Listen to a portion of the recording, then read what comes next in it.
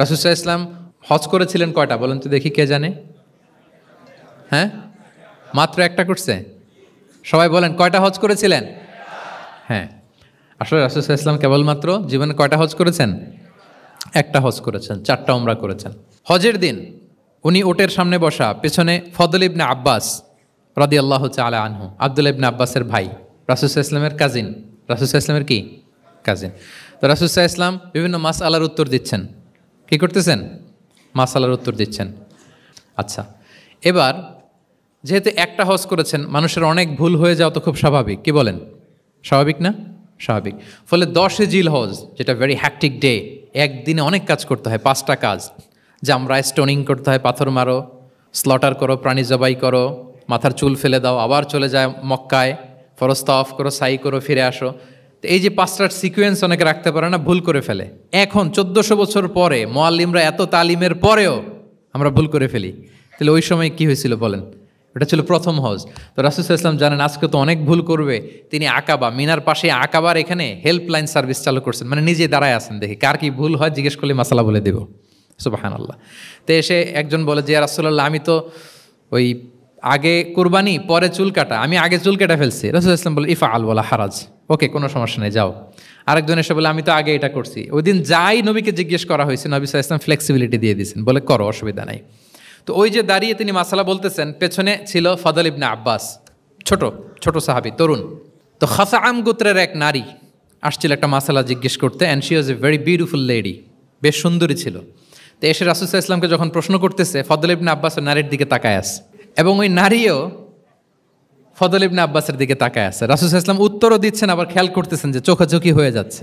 যখনই তিনি অবজার্ভ করলেন যে ফদল ইজ ক্রসিং দ্য লিমিট, একবার চোখ পড়তে পারে, তারপর তো নামিয়ে ফেলতে হবে, সে যখন তাকিয়ে আছে, নারীও তাকিয়ে আছে, তখন রাসূল সাল্লাল্লাহু আলাইহি ওয়াসাল্লাম কী করলেন? ওয়াজআলান নবী সাল্লাল্লাহু আলাইহি ওয়াসাল্লাম ইয়াসরিফু ওয়াজহাল ফদলি ইলা শিক্কিল আখার, সাথে সাথে ফদলকে বললেন, ফদল ওইদিকে না, এইদিকে তাকাও, এইভাবে।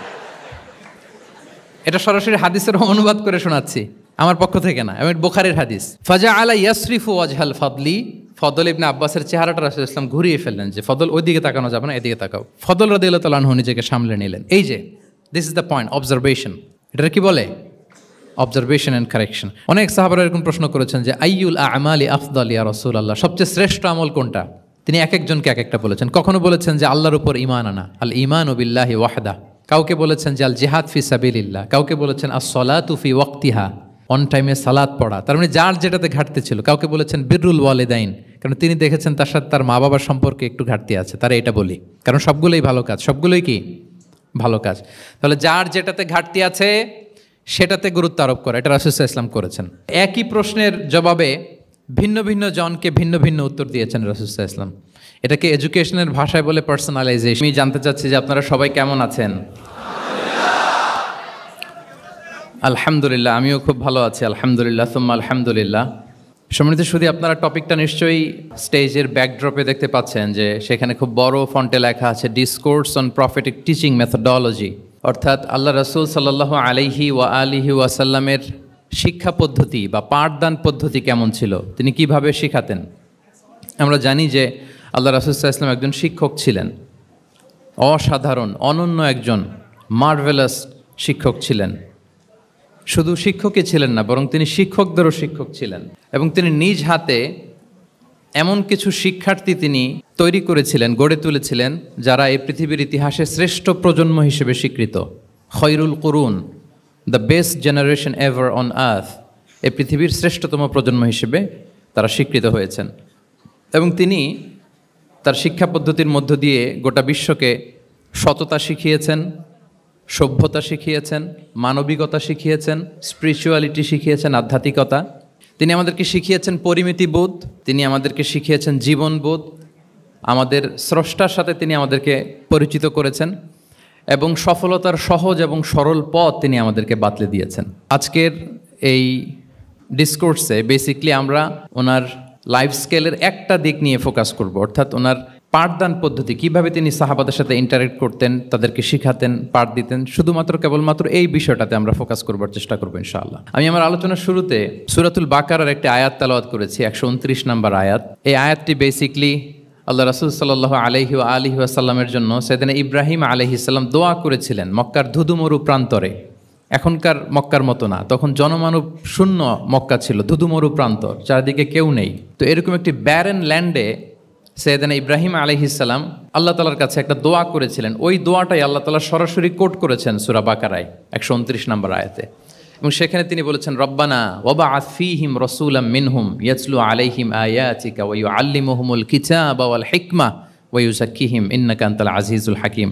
মানে হে আমাদের রব, এই ভূখণ্ডের মধ্য থেকেই এই জনপদবাসীর জন্য আপনি একজন রাসূল প্রেরণ করুন, যিনি আপনার নিদর্শনসমূহ তাদের সামনে পাঠ করে শোনাবে, যিনি আপনার কিতাব তাদেরকে শিক্ষা দেবে, তাদেরকে প্রজ্ঞা শিখাবে, পরিশুদ্ধ করবে, এবং নিশ্চয়ই আপনি পরাক্রমশালী, নিশ্চয়ই আপনি প্রজ্ঞাময়।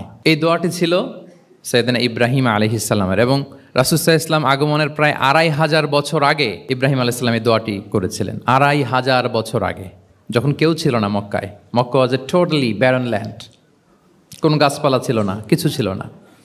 সেই দোয়া আল্লাহ তাআলা কবুল করেছিলেন।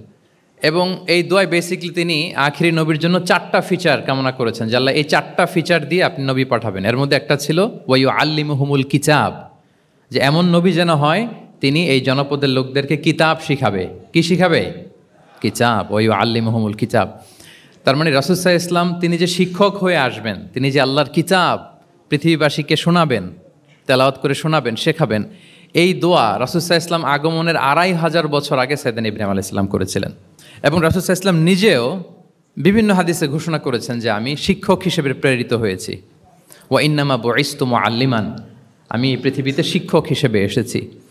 রাসূল সাল্লাল্লাহু আলাইহি ওয়াসাল্লাম 2টা গ্রুপ দেখলেন মসজিদে। এক গ্রুপ তারা জিকির আজকার করে, আরেক গ্রুপ তারা রিসার্চ করে, গবেষণা করে। রাসূল সাল্লাল্লাহু আলাইহি ওয়াসাল্লাম বললেন 2 দলই ভালো কাজ করতেছে, কিন্তু রাসূল সাল্লাল্লাহু আলাইহি ওয়াসাল্লাম যারা গবেষণা করতেছে, পড়াশোনা করতেছে, ফিকহ নিয়ে আলোচনা করতেছে, তাদের সাথে যেয়ে বসে গেলেন।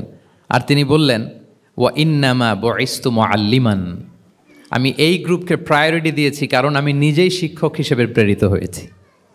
তারা অজ্ঞদেরকে শিক্ষা দিচ্ছে, জাহেলদেরকে, যারা কিছু জানে না, জ্ঞানের ছোঁয়া যাদের মধ্যে লাগেনি, এই গ্রুপ তাদেরকে এনলাইটেন করছে, আলোকিত করছে। ফলে আমি তাদেরকে প্রায়োরিটি দিলাম, তাদের সাথে বসে গেলাম। ওয়া ইন্নামা বুইসতু মুআল্লিমান, কারণ আমি পৃথিবীতে শিক্ষক হিসেবে প্রেরিত হয়েছি। তাহলে ইব্রাহিম আলাইহিস সালামের দোয়ার ফসল তিনি, হি কেম এজ এ টিচার, কারণ ইব্রাহিম আলাইহিস সালাম দোয়া করেছিলেন আল্লাহ এমন নবী পাঠাবেন যিনি ইউআল্লিমুহুমুল কিতাব, এই জনপদের লোকদেরকে কিতাব শিখাবে। এবং রাসূল সাল্লাল্লাহু আলাইহি ওয়াসাল্লাম নিজেও বলেছেন আমি শিক্ষক হিসেবে প্রেরিত হয়েছি। এবং জ্ঞানার্জনকে রাসূল সাল্লাল্লাহু আলাইহি ওয়াসাল্লাম বাধ্যতামূলক করেছেন, ম্যান্ডেটরি ফর অল। এবং জ্ঞান যে সবাই অর্জন করবে এটা তিনি বলেছেন, এটা সবার জন্য অবধারিত। শিক্ষার্জন এটা মানুষের মৌলিক অধিকার। তিনি বলেছেন তলাবুল ইলমি ফারিদাতুন আলা কুল্লি মুসলিম, পৃথিবীর প্রতিটি মুসলমানের জন্য জ্ঞান অর্জন এটা ফারিদা, আবশ্যক, ম্যান্ডেটরি, এটা অপশনাল না, এটা কম্পালসারি। এবং নারী পুরুষ নির্বিশেষে সবার জন্য, এমন না যে শুধু পুরুষদের জন্য। রাসূল সাল্লাল্লাহু আলাইহি ওয়াসাল্লাম বলেছেন আলা কুল্লি মুসলিম, প্রতিটি মুসলিমের জন্য জ্ঞানার্জন এটা আবশ্যক। আলহামদুলিল্লাহ আমাদের অনেক বোনেরাও আজকের হল রুমে এসছে। এবং রাসূল সাল্লাল্লাহু আলাইহি ওয়াসাল্লাম একটা স্পেশাল ডে নির্ধারণ করেছিলেন, a special day for teaching women. মদিনার নারীদেরকে পাঠদানের জন্য, শেখানোর জন্য তিনি একটা স্পেশাল ডে নির্ধারণ করেছিলেন। এবং নারীদের আগ্রহের কারণেই তিনি সেটা করেছিলেন। তারা একবার এসে রাসূল সাল্লাল্লাহু আলাইহি ওয়াসাল্লামকে বললেন যে গলাবানা আলাইকা রিজাল ফাজআল্লানা ইয়াওমান মিন নাফসিক, হে নবী আমাদের মনে হচ্ছে পুরুষরা বেশি প্রায়োরিটি পেয়ে যায়, আপনি আমাদের জন্য স্পেশাল একটা ডে নির্ধারণ করেন, একটা দিন, যেদিন এসে আমরা আপনার কাছ থেকে অনেক কিছু শিখবো, জানবো। ফাওয়াআদাহুন্না ইয়াওমান লাকিয়াহুন্না ফীহি ফাওয়াআদাহুন, রাসূল সাল্লাল্লাহু আলাইহি ওয়াসাল্লাম তাদের এই আবেদনের প্রেক্ষিতে মদিনার নারীদের জন্য একটা special day for teaching women, মদিনার যে কমিউনিটিতে নারীরা ছিল তাদের জন্য রাসূল সাল্লাল্লাহু আলাইহি ওয়াসাল্লাম স্পেশাল একটা ডে নির্ধারণ করেছিলেন। এবং সেদিন পুরুষ সাহাবীদেরকে গুরুত্ব না দিয়ে তিনি শুধু নারীদের, বোনদের কোশ্চেন নিতেন, তাদেরকে তিনি পাঠদান করতেন, শিক্ষাদান করতেন। এবং জ্ঞানার্জনকে, জ্ঞানের আলোকে ছড়িয়ে দেওয়াটা, এটা ছিল রাসূল সাল্লাল্লাহু আলাইহি ওয়াসাল্লামের মূলত মিশন। জ্ঞানের আলোকে তিনি বিশ্বময় ছড়িয়ে দিতে বলেছেন। নলেজ হ্যাজ নো বাউন্ডারিজ, এটার কোনো বাউন্ডারি থাকবে না, গোটা বিশ্বের জন্য আমরা জ্ঞানকে ছড়িয়ে দেই, এটার ব্যাপারে তিনি আমাদেরকে উদ্বুদ্ধ করেছেন। তিনি বলেছেন বাল্লিগু আন্নি ওয়ালাউ আয়া, আমার পক্ষ থেকে একটি কথা, একটি বাণী, একটি আয়াত হলেও তোমরা পৌঁছে দাও। তাহলে তিনি আমাদেরকে জ্ঞানের এই আলো বিশ্বময় ছড়িয়ে দিতে উদ্বুদ্ধ করেছেন। এবং জ্ঞান লুকানোকে তিনি মহাপাপ বলেছেন। আপনার কাছে যদি নলেজ থাকে, সেই নলেজের ব্যাপারে যদি আপনাকে জিজ্ঞেস করা হয়, আপনি যদি এটা শেয়ার না করেন, তাহলে আপনি মহাপাপ করলেন। এটাকে আল্লাহ রাসূল সাল্লাল্লাহু আলাইহি ওয়া আলিহি ওয়াসাল্লাম জ্ঞান লুকানোকে মহাপাপ বলেছেন। তিনি বলেছেন, মান সুইলা আন ইলমিন ফাকাতামাহু আলজামাহুল্লাহু ইয়াউমাল কিয়ামাতি বিলিজামিন মিনান নার। কাউকে কোনো বিষয়ে জ্ঞানের ব্যাপারে জিজ্ঞেস করা হলো, আর সে যদি সেটাকে গোপন করে, কিয়ামতের দিন তাকে আগুনের লাগাম দিয়ে বাঁধা হবে। ওয়াল ইয়াদু বিল্লাহ। তাহলে জ্ঞানকে ছড়িয়ে দিতে বলেছেন তিনি বিশ্বময়, জ্ঞানকে গোপন করতে তিনি বারণ করেছেন, নিষেধ করেছেন। আমরা যদি দেখি যে আল্লাহ রাসূল সাল্লাল্লাহু আলাইহি ওয়া আলিহি ওয়াসাল্লাম মক্কাতে যখন তিনি ইসলাম প্রচার শুরু করলেন, কোরআনের তালিম যখন তিনি মক্কাতে দিতে শুরু করলেন, তিনি এটাকে প্রাতিষ্ঠানিকভাবেই বেসিকলি শুরু করেছেন। আমরা যেমনি জ্ঞান বিতরণের জন্য প্রাতিষ্ঠানিক অবকাঠামো আমাদের প্রয়োজন হয়, রাসূল সাল্লাল্লাহু আলাইহি ওয়াসাল্লাম সেভাবেই একটা সেন্টার বেস তিনি শুরু করেছিলেন। এবং মক্কায় দারুল আরকাম নামে, আপনারা সবাই যারা রাসূল সাল্লাল্লাহু আলাইহি ওয়াসাল্লামের বায়োগ্রাফি পড়েছেন, ইতিহাস পড়েছেন, দারুল আরকাম থেকে বেসিকলি রাসূল সাল্লাল্লাহু আলাইহি ওয়াসাল্লাম এই জ্ঞান বিতরণ করতেন বা কোরআনের তালিম দিতেন। আরকাম ইবনে আবিল আরকাম একজন তরুণ সাহাবী, মাত্র 16 বছর বয়সে তিনি ইসলাম ধর্ম গ্রহণ করেছিলেন। তার একটা ঘরের একটা বড় অংশ তিনি রাসূল সাল্লাল্লাহু আলাইহি ওয়াসাল্লামের তালিমের জন্য ডেডিকেট করেছিলেন, এবং সেটাই ইসলামের প্রথম বিশ্ববিদ্যালয় হিসেবে স্বীকৃত, দারুল আরকাম। এবং মজার ব্যাপার হচ্ছে, ওনার ঘরটা সিলেক্ট করার পেছনে স্ট্র্যাটেজিক অনেক কারণ ছিল। কারণ সে ছিল বানু মাখজুম গোত্রের, মানে কোরাইশের শত্রু, কোরাইশের রাইভাল ছিল বানি মাখজুম। রাসূল সাল্লাল্লাহু আলাইহি ওয়াসাল্লাম ছিলেন কোন বংশের? বলেন তো সবাই, কোন বংশের? কোরাইশ বংশের। আর আবু জাহাল ছিল কোন বংশের? না, সে বানু মাখজুম থেকে ছিল। So Banu Makhzum was the rival of Quraish. তারা ছিল কোরাইশদের সাথে একটা হাড্ডাহাড্ডি লড়াই, শত্রুর মতো আর কি। তো রাসূল সাল্লাল্লাহু আলাইহি ওয়াসাল্লাম কোরাইশি কারো ঘর বেছে নেন নাই, বরং বানু মাখজুম গোত্রের এক তরুণ আরকাম, তার ঘরটা তিনি বেছে নিয়েছিলেন। এবং স্ট্র্যাটেজিক্যালি এত চমৎকার একটা পজিশনে ছিল, মাত্র 130 মিটার ডিস্টেন্স ছিল কাবা থেকে। কাবা থেকে 130 মিটার দক্ষিণ পূর্বে এই আরকাম রাদিয়াল্লাহু তাআলা আনহুর ঘর ছিল। ফলে এই ঘরে যদি তিনি গ্যাদারিং করেন, কেউ আর সন্দেহ করবে না, যেহেতু এটা বানু মাখজুম গোত্রের একজন যুবকের ঘর। আল্লাহু আকবার। তো রাসূল সাল্লাল্লাহু আলাইহি ওয়াসাল্লাম এই দারুল আরকামে বসেই বেসিকলি তিনি এই কোরআনের তালিম, এই শিক্ষা, এই পাঠদান মক্কাতে সেন্টার বেস তিনি শুরু করেছিলেন। এবং মদিনায় যদি আমরা দেখি, মদিনা তো মসজিদে নববী নির্মাণের পরপরই মসজিদে নববীর একেবারে পেছন দিকে, এই হলরুমের পেছন দিকে যেরকম একটা জায়গা ছাউনির মতো, মসজিদে নববীর ঠিক পেছনে খেজুরের ডাল দিয়ে, খেজুরের পাতা দিয়ে ছাউনি দিয়ে একটা জায়গা তিনি করেছিলেন, যেটাকে আমরা আহলে সুফার সেন্টার হিসেবে জানি। মদিনায় তিনি সুফা ইউনিভার্সিটি প্রতিষ্ঠা করেছিলেন। তাহলে মক্কায় তিনি কোরআনের তালিম দিতেন দারুল আরকাম থেকে, আর মদিনায় যেয়ে তিনি আহলে সুফাদেরকে সেই সুফা এরিয়াতে, সেখানে তিনি কোরআনের তালিম দিতেন। এবং সেখানে প্রায় 400 জন দরিদ্র মুহাজির সাহাবী সেখানে বসে কোরআনের হেফজ করত, রাসূল সাল্লাল্লাহু আলাইহি ওয়াসাল্লামকে বিভিন্ন বিষয়ে জিজ্ঞেস করত। ইসলামের বুনিয়াদি শিক্ষা, the basic of the basics of Islam, এ আহলে সুফার সাহাবারা সেখানে দুনিয়ার সব কিছুকে স্যাক্রিফাইস করে দিয়ে সেখানে ওনারা রাসূল সাল্লাল্লাহু আলাইহি ওয়াসাল্লামের কাছ থেকে তালিম গ্রহণ করতেন। এবং দূর দূরান্ত থেকে আগন্তুক সাহাবারা যখন আসতো, তারাও এখানে থাকতো। যেহেতু 400 জন থাকার মতো একটা প্লেস, রাসূল সাল্লাল্লাহু আলাইহি ওয়াসাল্লামকে তারা দিনের খুঁটিনাটি বিষয় জিজ্ঞেস করতেন। এবং সালাত শেষে এরকম অনেক হাদিস পাওয়া যায় যে রাসূল সাল্লাল্লাহু আলাইহি ওয়াসাল্লাম আহলে সুফার সাহাবীদের সাথে ওখানে বসেছেন, তাদের সাথে গল্প করেছেন, তাদের প্রশ্নের বিভিন্ন উত্তর দিয়েছেন। তাহলে সেন্টার বেস শিক্ষাদান, এটা কিন্তু রাসূল সাল্লাল্লাহু আলাইহি ওয়াসাল্লামের জীবনী থেকে আমরা দেখেছি। এবং যখন মসজিদে নববীর পেছনে আহলে সুফাদের 400 জনের পরে যখন আরও বেড়ে যাচ্ছিল, তখন রাসূল সাল্লাল্লাহু আলাইহি ওয়াসাল্লাম মসজিদের বাইরে মুকরিম বিন নাওফাল রাদিয়াল্লাহু তাআলা আনহুর একটা ঘরে আরেকটা সেন্টার করেছিলেন। এটাকে বলা হতো দারুল কুররা। এভাবে একটার পর একটা সেন্টার রাসূল সাল্লাল্লাহু আলাইহি ওয়াসাল্লাম তিনি নির্মাণ করেছেন এবং দ্বীনের বাণীকে তিনি ছড়িয়ে দিয়েছেন।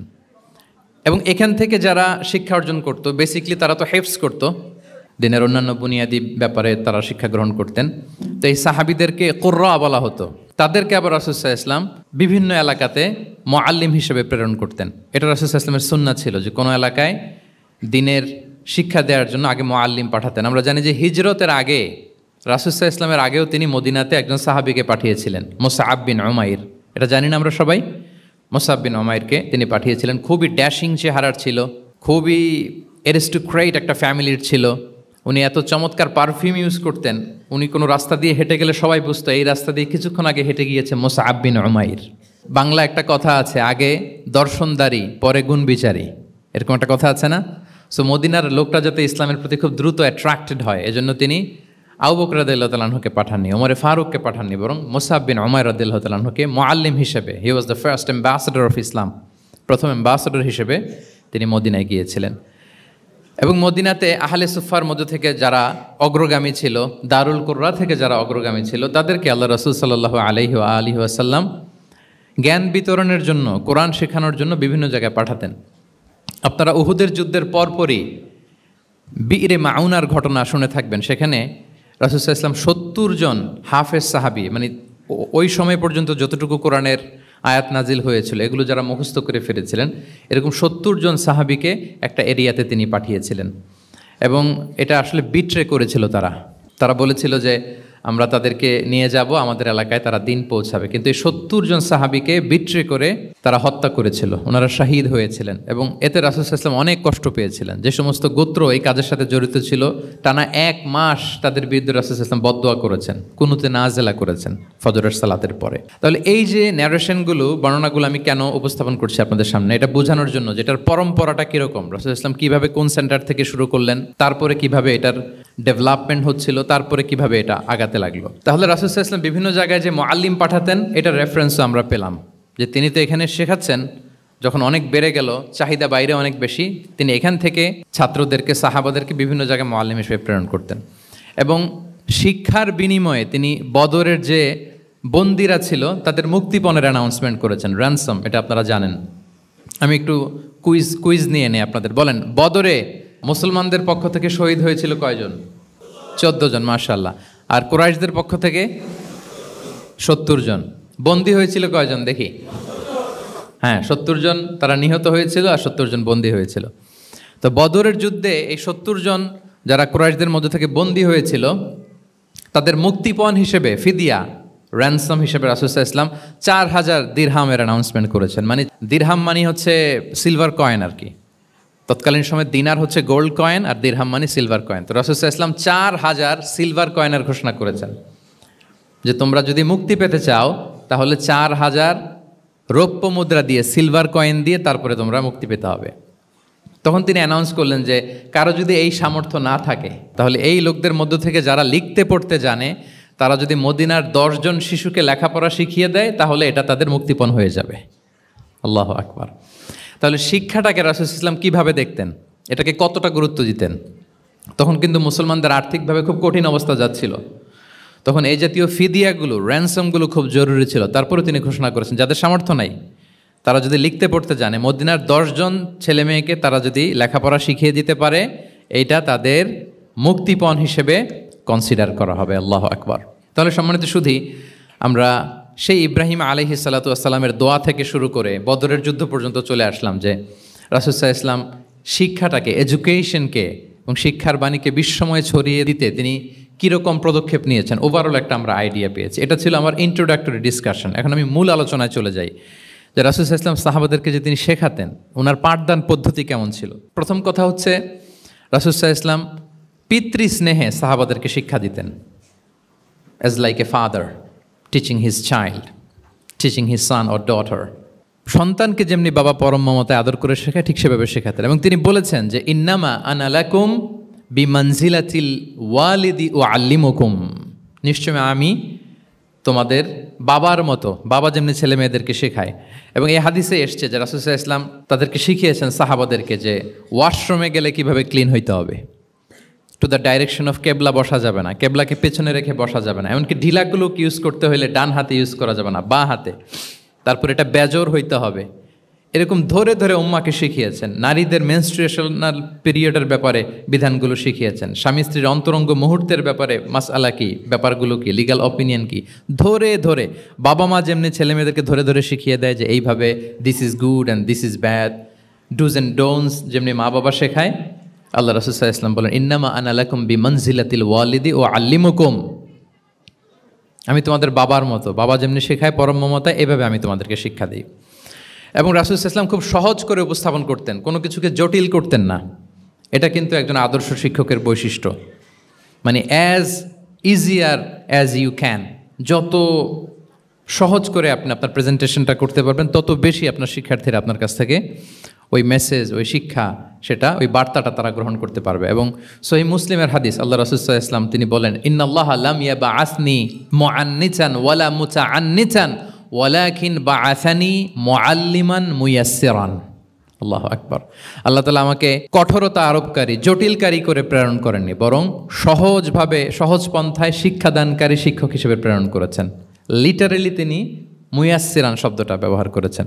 যেহেতু এখানে ইসলামিক স্টাডিজ, কোরআন, হাদিস যে ডিপার্টমেন্টের শিক্ষার্থী বন্ধুরা আপনারা যারা আছেন, আপনারা শব্দের অর্থটা লিটারেলি বুঝতে পারতেছেন যে তিনি বলেছেন মুআল্লিমান মুয়াসসিরান, আমি সহজপন্থী শিক্ষক হিসেবে প্রেরিত হয়েছি। কোনো জিনিসকে কঠোরতা আরোপ করার জন্য, কঠিন করে প্রেজেন্ট করার জন্য আল্লাহ আমাকে পাঠাননি। রাসূল সাল্লাল্লাহু আলাইহি ওয়াসাল্লাম he used to make things easy and easy, খুব সহজ করে উপস্থাপন করতেন। এবং রাসূল সাল্লাল্লাহু আলাইহি ওয়াসাল্লামের শিক্ষাদান পদ্ধতি ছিল অপটিমিস্টিক, আশাব্যঞ্জক, আশাবাদী। অর্থাৎ তিনি যখন কিছু বলতেন, শেখাতেন, মানুষ আশাবাদী হয়ে উঠত, কনফিডেন্ট পেত, ভয় পেত না। আমরা অনেক সময় মানুষকে খুব ভয় দেখাই। রাসূল সাল্লাল্লাহু আলাইহি ওয়াসাল্লাম কাউকে যখন কোনো দায়িত্ব দিয়ে কোথাও প্রেরণ করতেন, ওনার বিখ্যাত হাদিস তিনি বলতেন, ইয়াসসিরু ওয়ালা তুআসসিরু বাশশিরু ওয়ালা তুনাফিরু, সহজ করো, কঠিন করো না, সুসংবাদ দাও, দিন থেকে মানুষকে ভাগিয়ে দিও না। মানে আমাদের প্রেজেন্টেশন যেন এমন না হয় যে আমাদের কথা শুনে মানুষ ভাগে, কাছে আসে না, বরং এমনভাবে প্রেজেন্টেশন করো যাতে মানুষ কাছে আসে, কমফোর্ট ফিল করে, ওইটাকে রিসিভ করে এবং জীবনের সাথে সে অ্যাডজাস্ট করতে পারে। সাহাবাদেরকে যখন কোনো জিনিস বুঝাতেন, খুব ধীরস্থিরভাবে কথা বলতেন, কখনো কথা বলার ক্ষেত্রে রাশিং করতেন না, তাড়াহুড়ো করতেন না, নেভার এভার। এবং অনেক সাহাবারা খুব দ্রুত হাদিস বর্ণনা করলে আম্মা জান আয়েশা রাদিয়াল্লাহু তাআলা আনহা এটা অপছন্দ করতেন। বিশেষ করে আবু হুরায়রা রাদিয়াল্লাহু তাআলা আনহুর ব্যাপারে তিনি অবজেকশন দিয়েছিলেন যে তুমি যেভাবে বলো, নবী সাল্লাল্লাহু আলাইহি ওয়াসাল্লাম কিন্তু এত দ্রুত বলতেন না, তুমি যেমনি গড়গড় করে বর্ণনা করো, আল্লাহ রাসূল সাল্লাল্লাহু আলাইহি ওয়াসাল্লাম এত দ্রুত বর্ণনা করতেন না। লাম ইয়াকুন ইয়াসরুদুল হাদিসা কাসারদিকুম কানা ইউহাদ্দিসু হাদিসান লাউ আদ্দাহুল আদ্দুলা আহসাহু। এমনভাবে প্রিয় নবী কথা বলতেন যে কেউ যদি চাইতো, তিনি এই কথার মধ্যে কয়টা বাক্য বলেছেন, কয়টা শব্দ বলেছেন, চাইলে হাতে গুনে ফেলতে পারত। এত প্রেসাইজ অ্যান্ড ক্লিয়ার ছিল। তিনি কয়টা বাক্য বললেন এই বক্তব্যে, কয়টা শব্দ বললেন, এটাও গুনে ফেলা যেত। আল্লাহু আকবার। কানা ইয়াতাকাল্লামু বিকালামিন বাইনাহু ফাসলুন ইয়াহফাযুহু মান জালাসা ইলাই। এবং কথা বলতে বলতে মাঝখানে পজ দিতেন, মানে একটু থামতেন, ফলে যারা শুনতো তারা একেবারে মুখস্থই করে ফেলতে পারতো। আল্লাহু আকবার। এটা কিন্তু একজন আদর্শ শিক্ষকের বৈশিষ্ট্য যে খুব ধীরস্থিরভাবে আমি কথা বলবো, মাঝে মাঝে পজ দিব। রাসূল সাল্লাল্লাহু আলাইহি ওয়াসাল্লাম পজ দিতেন, থামতেন, যাতে ছাত্ররা নিতে পারে। সব শিক্ষার্থীদের এক ধরনের ক্যাপাসিটি না, ক্যাপাসিটি ইস্যু নিয়ে আমি সামনে কথা বলতেছি ইনশাআল্লাহ। তো তাহলে এইভাবে তিনি বেসিকলি তালিম দিতেন বা প্রেজেন্ট করতেন। আচ্ছা, শিক্ষা দেওয়ার ক্ষেত্রে দুইটা ধরন ছিল রাসূল সাল্লাল্লাহু আলাইহি ওয়াসাল্লামের। কখনো হয়তো ওয়ান অন ওয়ান মিটিং, একজন সাহাবীকে টার্গেট করে তাকে কিছু শেখাচ্ছেন, জানাচ্ছেন বা বলছেন। আবার কখনো একজন না, একাধিক সাহাবী বা অনেক সাহাবীদেরকে, অনেক মানুষকে তিনি অ্যাড্রেস করছেন। তাহলে এই দুইভাবে তিনি অ্যাড্রেস করতেন। এক নাম্বার হচ্ছে প্রাইভেট লার্নিং সেশন, আর একটা হচ্ছে পাবলিক লার্নিং সেশন। দুইটাই রাসূল সাল্লাল্লাহু আলাইহি ওয়াসাল্লামের সিরা যদি আপনি স্ক্যানিং করেন আপনি পাবেন। প্রাইভেটলি এরকম অনেক হাদিস পাওয়া যায় যে হাদিসগুলোতে দেখা যায় যে রাসূল সাল্লাল্লাহু আলাইহি ওয়াসাল্লাম ওয়ান অন ওয়ান মিটিং করেছেন, শুধু একজনকে কিছু শেখাচ্ছে। এটা স্পেশালি হতো যখন তিনি কারোর সাথে রাইড শেয়ার করতেন।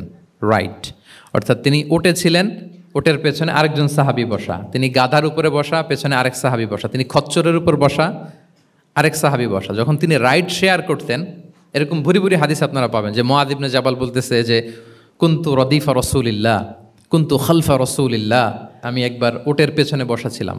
আব্দুল ইবনে আব্বাস বলতেছেন আমি ওটের পেছনে বসা ছিলাম। ফদল ইবনে আব্বাস বলতেছেন আমি একবার একটা খচ্চরের পেছনে বসা ছিলাম। When he was sharing his riding যখন শেয়ার করতেন, ওই মুহূর্তগুলো তেমন চমৎকার চমৎকার কিছু বার্তা রাসূল সাল্লাল্লাহু আলাইহি ওয়াসাল্লাম ওই সাহাবীদেরকে দিয়েছেন, যেগুলো আমরা হাদিস গ্রন্থগুলোতে পড়ে অবাক হয়ে যাই।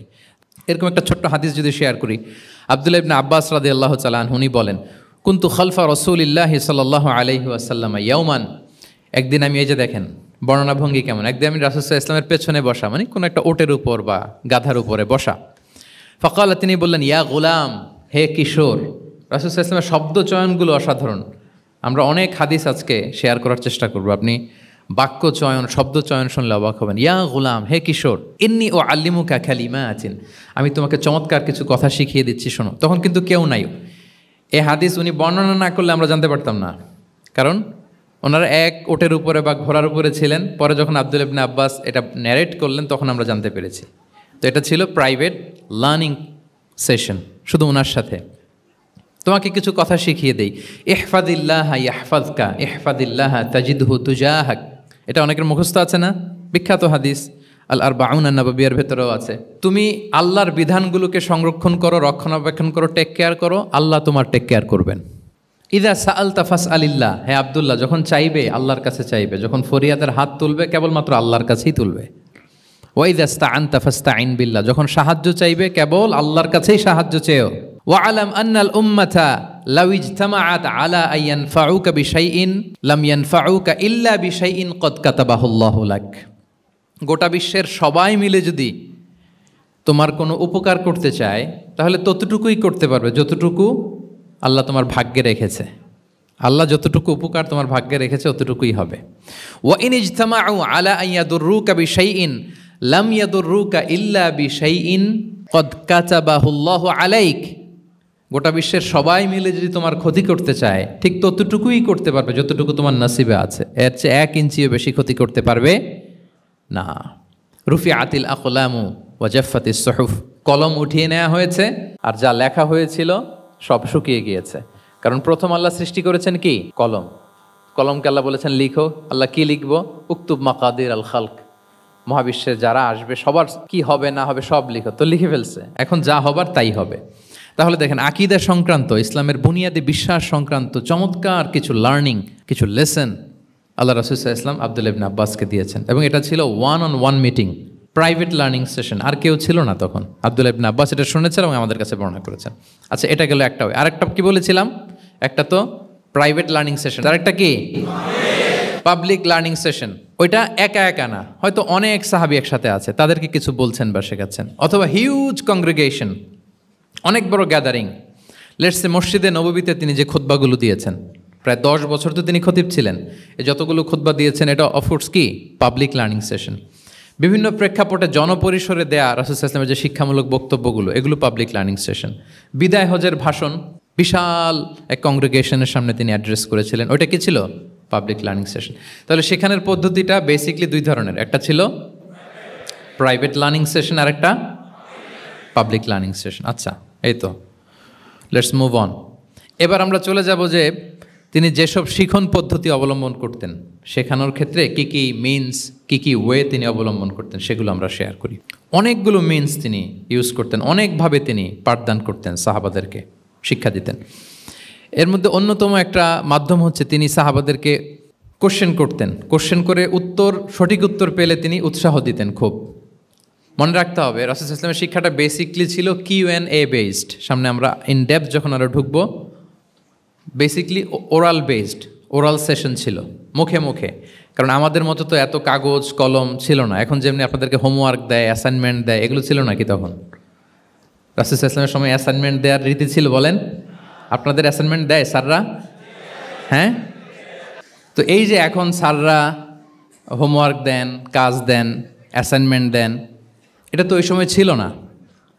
ফলে এটা রাসূল সাল্লাল্লাহু আলাইহি ওয়াসাল্লামের পাঠদান পদ্ধতিটা বেসিকলি ছিল Q&A বেসড, প্রশ্নোত্তর পর্ব। সাহাবারা জিজ্ঞেস করতেন, না জানলে রাসূল সাল্লাল্লাহু আলাইহি ওয়াসাল্লাম আবার জিজ্ঞেস করতেন, দেখি ওরা জানে কি না। এরকম অনেকভাবে তিনি শেখাতেন, আমরা সামনের দিকে আরও দেখব। তো রাসূল সাল্লাল্লাহু আলাইহি ওয়াসাল্লাম সাহাবাদেরকে প্রশ্ন ছুড়তেন, তিনি ট্রাই করতেন, দেখতেন যে দেখি ওরা পারে কিনা, ব্যাপারটা জানে কিনা। যদি কেউ সঠিক আনসার দিতে পারতো রাসূল সাল্লাল্লাহু আলাইহি ওয়াসাল্লাম খুব প্রশংসা করতেন এবং উৎসাহ দিতেন। স্যাররা যখন আমাদের ক্লাসে প্রশংসা করে, ভাল লাগে না আমাদের? আমার প্রেজেন্টেশন খুব প্রশংসা করলো, আমার অ্যাসাইনমেন্টের খুব প্রশংসা করলো, আমাকে ইন্সপায়ার করলো, আমি আরও মোটিভেটেড হব না? হয়তো আমরা নাকি হই। তো রাসূল সাল্লাল্লাহু আলাইহি ওয়াসাল্লাম এটাই করতেন।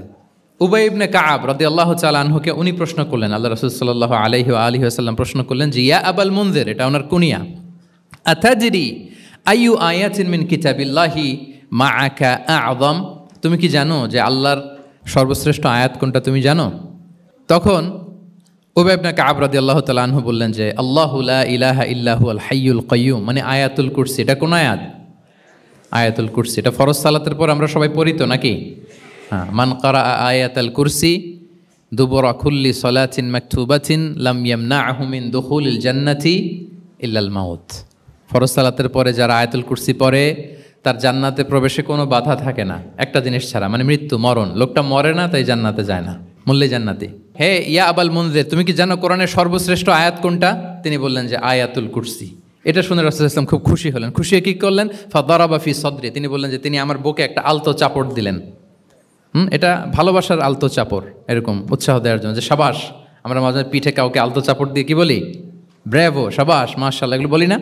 তো রাসূল সাল্লাল্লাহু আলাইহি ওয়াসাল্লাম বুকে আলতো চাপড় দিয়ে বললেন, ওয়াল্লাহি লিয়াহনিকাল ইলমু আবাল মুনজির, তোমার ইলম, তোমার জ্ঞান কল্যাণময় হোক হে আবাল মুনজির, মোবারক হোক তোমার জন্য তোমার ইলম।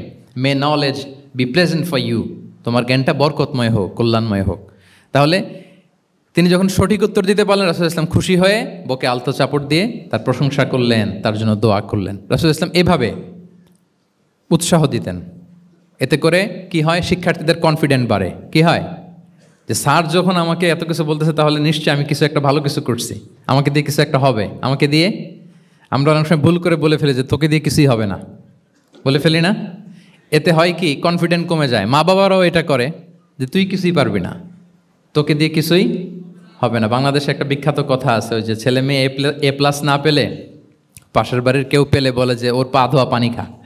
তো আসলে এতে কি হয়? কনফিডেন্স কমে যায় ছেলে মেয়েদের। এটা যেন আমরা না বলি, বরং ওদেরকে ইন্সপায়ার করতে হবে, হ্যাঁ, উৎসাহিত করতে হবে, প্রশংসা করতে হবে। সাহাবীদের ভালো কিছু দেখলে সঠিক উত্তর তারা দিতে বলে রাসূল ইসলাম এভাবে প্রশংসা করতেন। আচ্ছা, গেল, এটা একটা পদ্ধতি। আরেকটা হচ্ছে, কোনো গুরুত্বপূর্ণ জিনিসকে এমফেসাইজ করার জন্য রাসূল ইসলাম রেপিটেশন করতেন, তাকরার করতেন। গুরুত্বপূর্ণ জিনিসকে তিনি 3 বার উল্লেখ করতেন, তাকরার করতেন। আত্তাকওয়া হা হুনা, আত্তাকওয়া হা হুনা, আত্তাকওয়া হা হুনা, ওয়া ইউশিরু ইলা সদরিহি সালাসা মাররাত। তাকওয়া এখানে, এখানে, এখানে 3 বার। একবার বললেই তো হয়ে যায়, 3 বার কেন বলেন? এটা গুরুত্বপূর্ণ, ভেরি ইম্পর্টেন্ট ইস্যু। গুরুত্ব বোঝানোর জন্য এমফেসাইজ করতে যেয়ে তিনি কোনো জিনিসকে কয়বার বলতেন? 3 বার। বিদায় হজের ভাষণ যখন দিলেন, ভাষণ দেয়া শেষ, এবার বলতেছে আল্লাহুম্মা হাল বাল্লাগতু, আল্লাহুম্মা হাল বাল্লাগতু, আল্লাহুম্মা হাল বাল্লাগতু, আল্লাহুম্মা ফাশহাদ। 3 বার বললেন যে আল্লাহ আমাকে যা পৌঁছাতে বলেছেন, হে মহাসমাবেশ তোমরা বলো আমি কি পৌঁছাতে পেরেছি? আমি কি ঠিকঠাক পৌঁছালাম? আমি কি সব তোমাদেরকে বলেছি? সাক্ষ্য দাও, সাক্ষ্য দাও।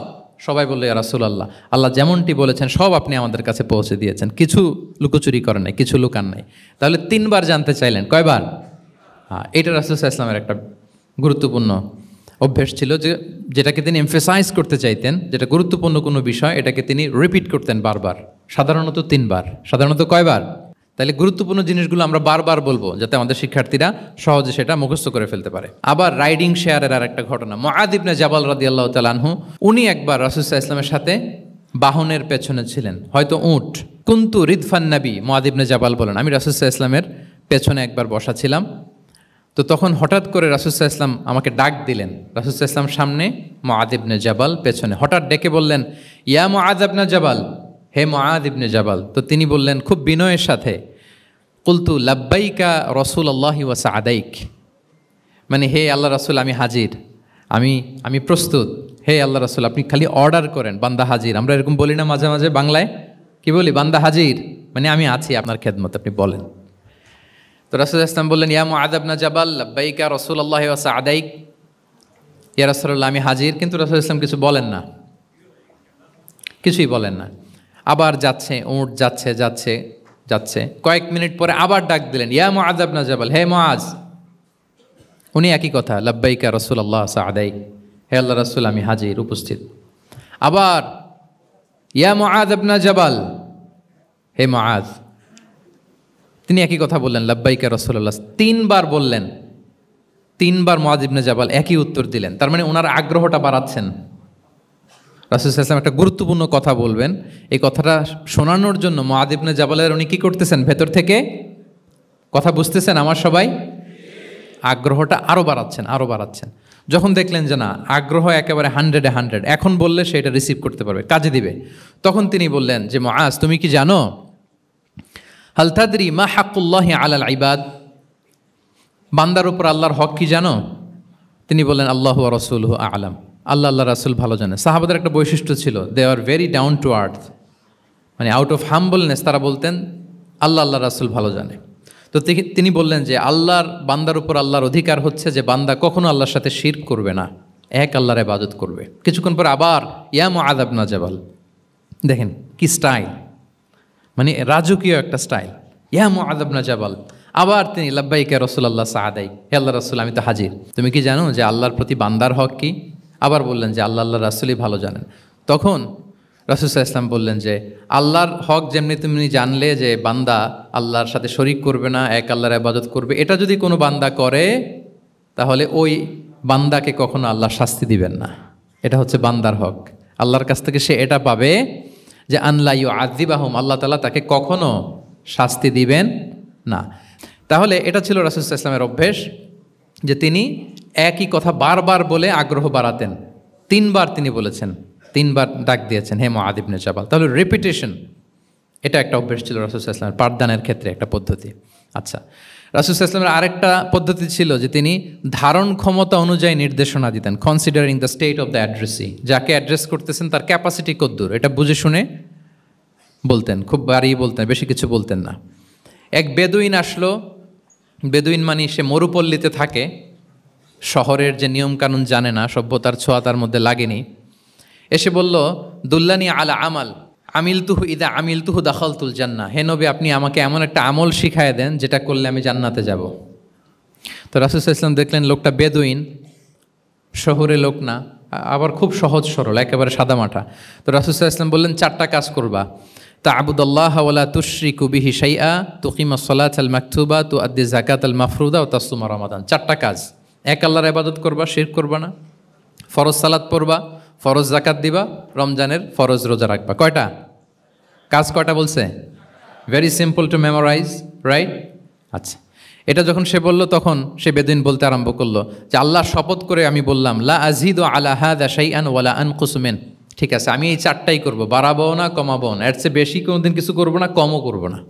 মানে খালি আল্লাহরে মানব, ফরজ নামাজ পড়ব, ফরজ যাকাতটা দিব, আর ফরজ রোজাটা রাখবো, আর কোনো আমল টামল আমার জীবনে আমি করব, বাড়াবো না কমাবো না।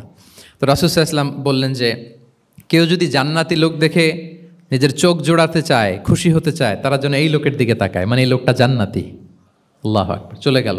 দেখেন তার কাছে কিন্তু আমলের বিশাল ফিরিস্তি নিয়ে রাসূল সাল্লাল্লাহু আলাইহি ওয়াসাল্লাম হাজির হয় নাই, কারণ তার ক্যাপাসিটি দেখতে হবে, তার সক্ষমতা, সে কদ্দুর নিতে পারবে। রাসূল সাল্লাল্লাহু আলাইহি ওয়াসাল্লাম অবজার্ভ করে দেখলেন যে বেদুইন মানুষ, তার বেশি কিছু বললে কাজে দিবে না, অল্প একটু বলছে, ওইটা মেনেই সে কি হয়ে গেছে? জান্নাতি হয়ে গেছে। এটা অনেক সময় আমরা ভুল করে ফেলি। শিক্ষার্থীদের মধ্যে সবার রিসিভিং ক্যাপাসিটি এক ধরনের হয় না, কারো খুব বেশি, কারো খুব কম। তো একজন আদর্শ শিক্ষকের কাজ হচ্ছে এটাকে ফলো করা, অবজার্ভ করা, এবং যেটা তাদের সক্ষমতায় কুলায় ঠিক অতটুকু তাদেরকে দেয়, এর চেয়ে বেশি কিছু না। রাসূল সাল্লাল্লাহু আলাইহি ওয়াসাল্লামের আরেকটা পদ্ধতি ছিল গ্রাজুয়ালিটি, স্টেপ বাই স্টেপ, ধীরস্থিরভাবে, অল্প অল্প করে, শাইআন ফা শাইআন, আর তাদাররুজ বিল বাদই বিল আহাম্মি সুম্মাল মুহিম, আগে সবচেয়ে গুরুত্বপূর্ণ, starting with the most important affair first, then the important affair, then the important. সবচেয়ে গুরুত্বপূর্ণটা আগে, এরপরে যেটা কম গুরুত্বপূর্ণ, এরপরে কম গুরুত্বপূর্ণ। তাহলে একটু একটু করে বললে এটা মানুষের ফিতরাতের সাথেও যায়, তার নেচারের সাথেও যায়। আমরা মদ হারাম হওয়ার কথা জানি, কয়টা স্টেপে হারাম হয়েছিল মদ? একবারে যদি বলা হতো বন্ধ করার সহজ হতো সাহাবাদের জন্য? হতো না। অনেকে আছে দেখবেন যে চেইন স্মোকার, বুঝতে পেরেছেন তো? মানে অনেক সিগারেট খায়, লেটসে দিনে 10 থেকে 15টা খায়। তো যে চেইন স্মোকার, আপনি যদি বলেন যে এটা হারাম, আজকেই তোমার বাদ দিতে হবে, হারাম, এটা খাইতে পারবে না, পারবে? ও দুনিয়া সব বাদ দিতে পারবে, সিগারেট বাদ দিতে পারবে না। তো তারে কি করতে হবে? ফ্লেক্সিবিলিটি দিতে হবে, যে আস্তে আস্তে ছাড়েন, 10টা করে খান তো চালাইতে থাকেন, আজকে 10টা খাইছেন, কালকে 9টা করে খান, চালাইতে থাকেন, একসাথে সব বন্ধ করার দরকার নেই। তারপরের সপ্তাহে 8টা করে খান, এরপরের সপ্তাহে 5টা করে খান, অল্প অল্প করে অবশ্যই সে কমাতে পারবে। এরপরের সপ্তাহে 2টা খান, এরপরের সপ্তাহে বন্ধ করেন না, চালাইতে থাকেন। সে চালাচ্ছে কিন্তু কমিয়ে আনতেছে, চালাচ্ছে কিন্তু।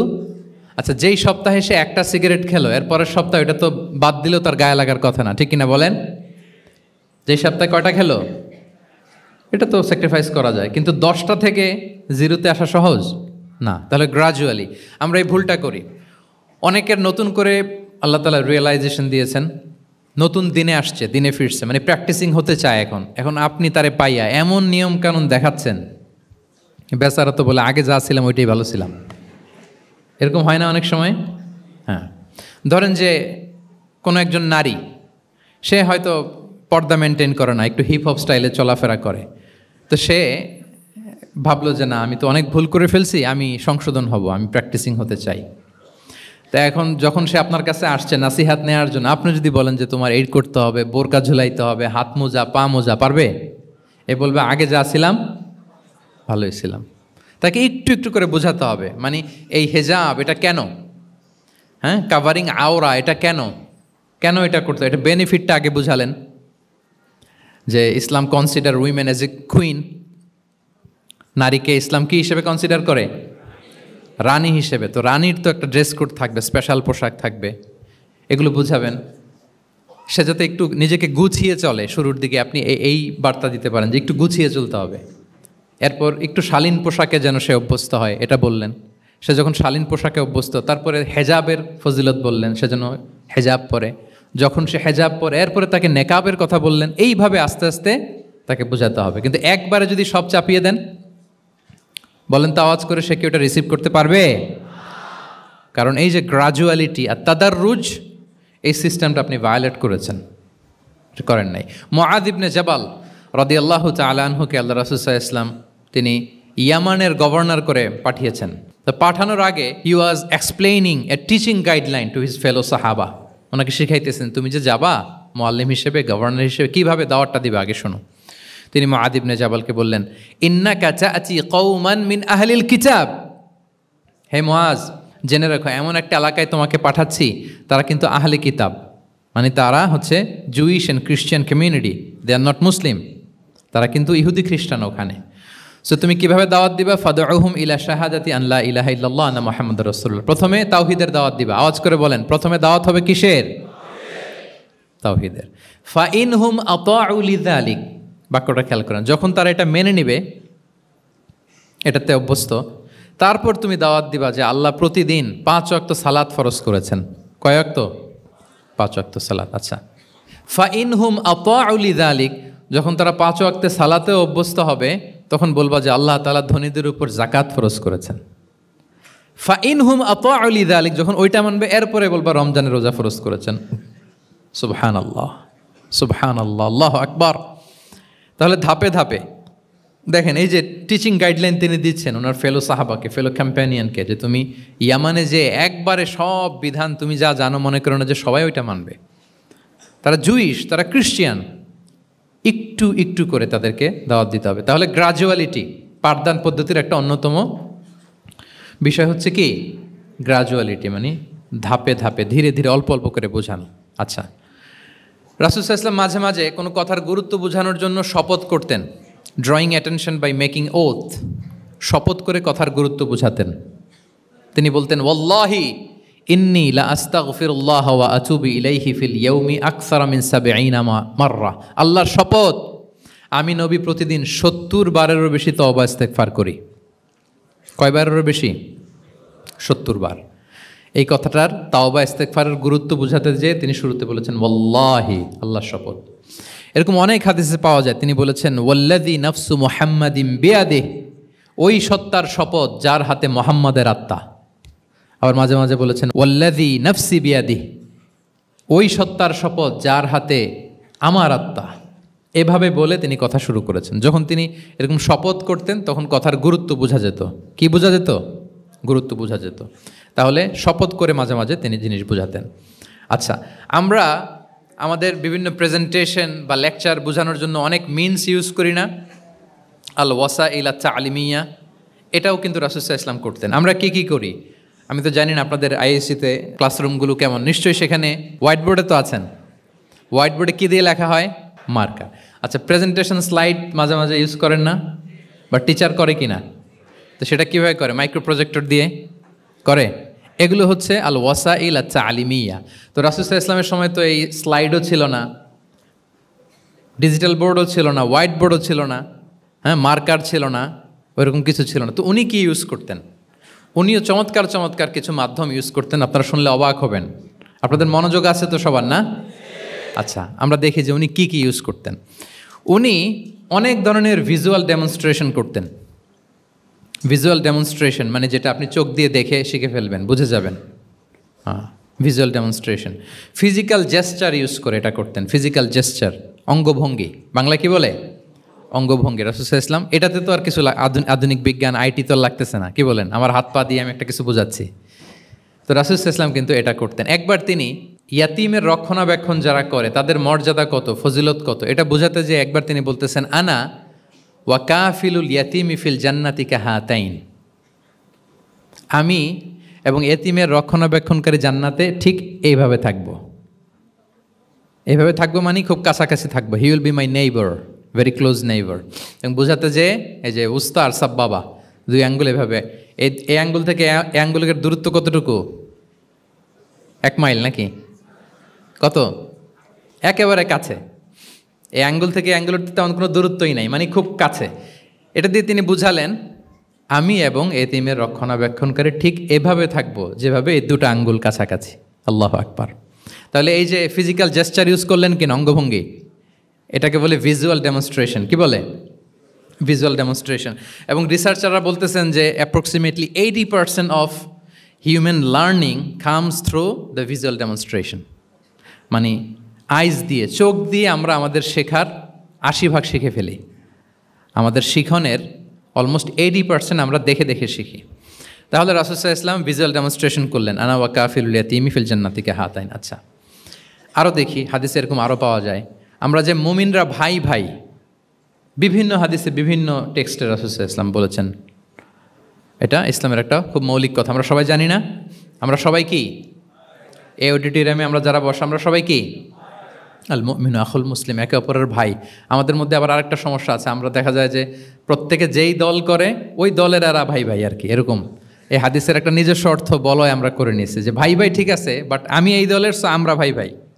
আচ্ছা, ওরা ওই দল, তো ওরা কি নিজেরা নিজেরা আসলে কি এই ভাই ভাই নাকি না? যারাই কালেমা শাহাদাতে বিশ্বাসী, যারা আমাদের কেবলাকে কেবলা মানে, যারা ঈমান এনেছে, তারা সবাই আমরা কি ভাই ভাই। এই যে আমাদের ভ্রাতৃত্বের বন্ধনটা যে খুব অটুট এবং মজবুত সুদৃঢ়, এটা বোঝানোর জন্য রাসূল ইসলাম একবার বললেন, আল মুমিনু লিল মুমিনি কাল বুনিয়ান, মুমিন যে ভাই ভাই, এই ভ্রাতৃত্বের বন্ধন হচ্ছে সুদৃঢ় প্রাচীরের মতো। ইয়াশুদ্দু বা'দুহু বা'দা, one side strengthening the other. একটা বড় প্রাচীর, যেমন এই বিল্ডিংটা যেমনি এই পাশ ওই পাশটাকে মজবুত করে ধরে রেখেছে, ওই পাশ যেমনি এটাকে মজবুত করে ধরে ঠায় দাঁড়িয়ে আছে বছরের পর বছর, যুগের পর যুগ।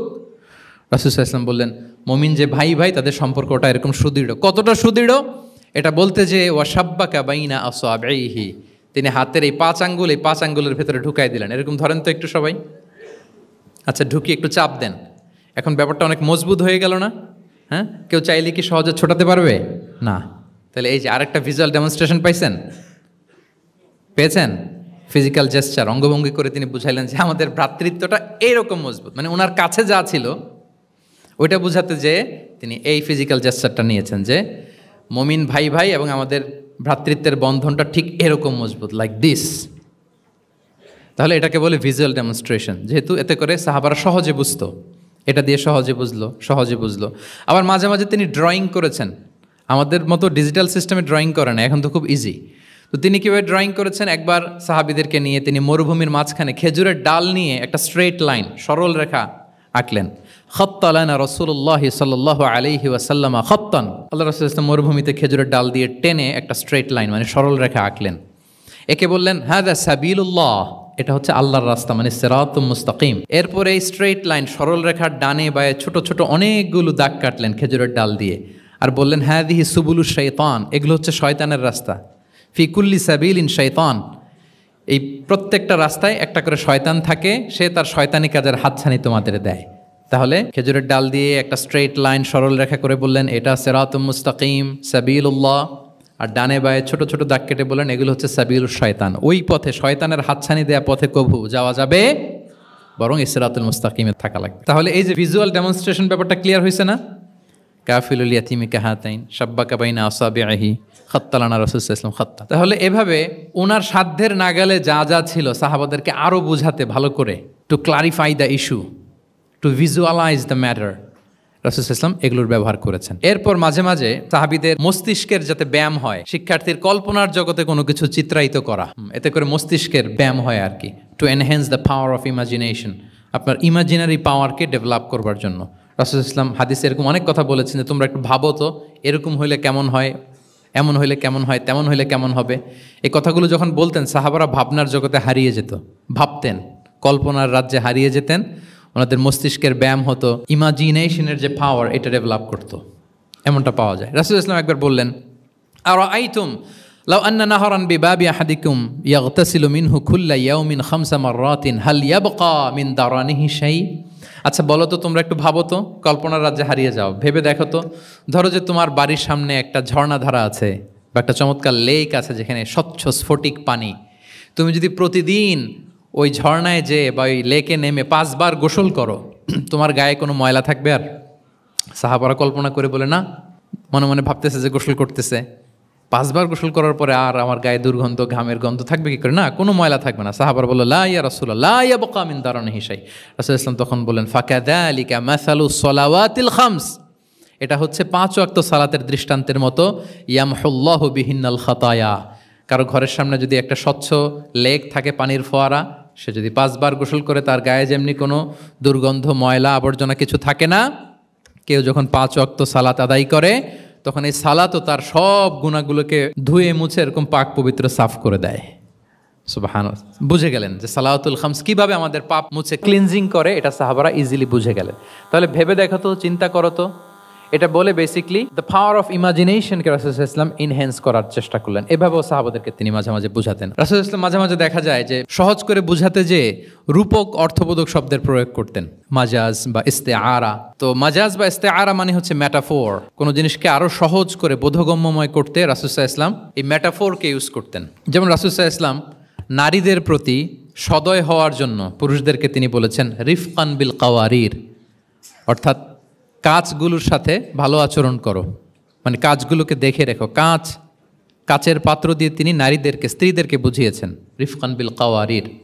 আচ্ছা বলেন তো, কাচের গ্লাস, প্লেট, তৈজসপত্র এক বাড়ি থেকে যদি আরেক বাড়িতে, লেটসে আপনি বাসা শিফট করবেন, আপনার কাছে অনেক কাচের তৈরি গ্লাস, প্লেট, তৈজসপত্র আছে, চট্টগ্রামের এই থানা থেকে ওই থানায় আপনি বাসা চেঞ্জ করবেন, এগুলো নেওয়ার সময় আপনারা কি করেন বলেন? র্যাপিং করে, এক্সট্রা প্রিকশন নিয়ে খুব সাবধানে এটাকে ধরতে হয়, রাখতে হয়, সেট করতে হয়, নামাতে হয়, ঠিক কিনা বলেন?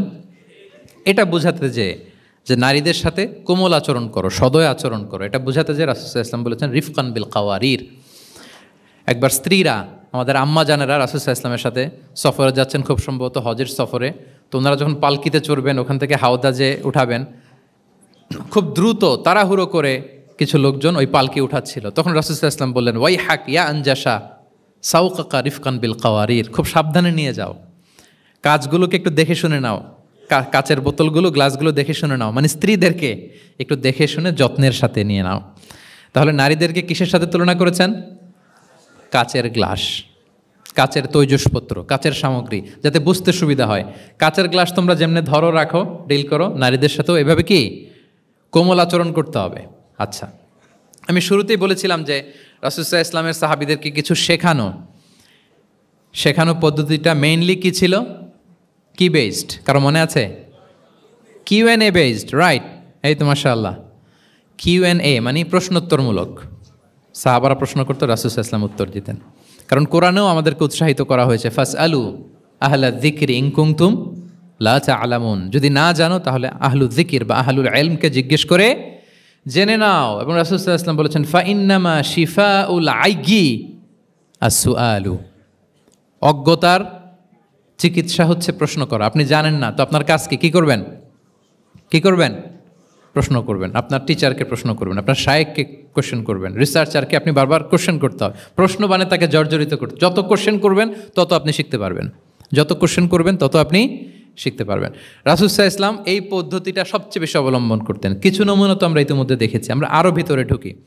রাসূল সাল্লাল্লাহু আলাইহি ওয়াসাল্লাম মাঝে মাঝে সাহাবাদেরকে প্রশ্ন করতেন, drawing attention of the listener by throwing question. প্রশ্ন ছুড়ে দেওয়ার মাধ্যমে ওনাদের মনোযোগ আছে না নাই এটা দেখতেন। এই যে মাঝে মাঝে আমি আপনাদেরকে জিজ্ঞেস করলে দেখা যায় যে আমি বুঝতে পারি যে আপনারা আমার সাথে আছেন না নাই।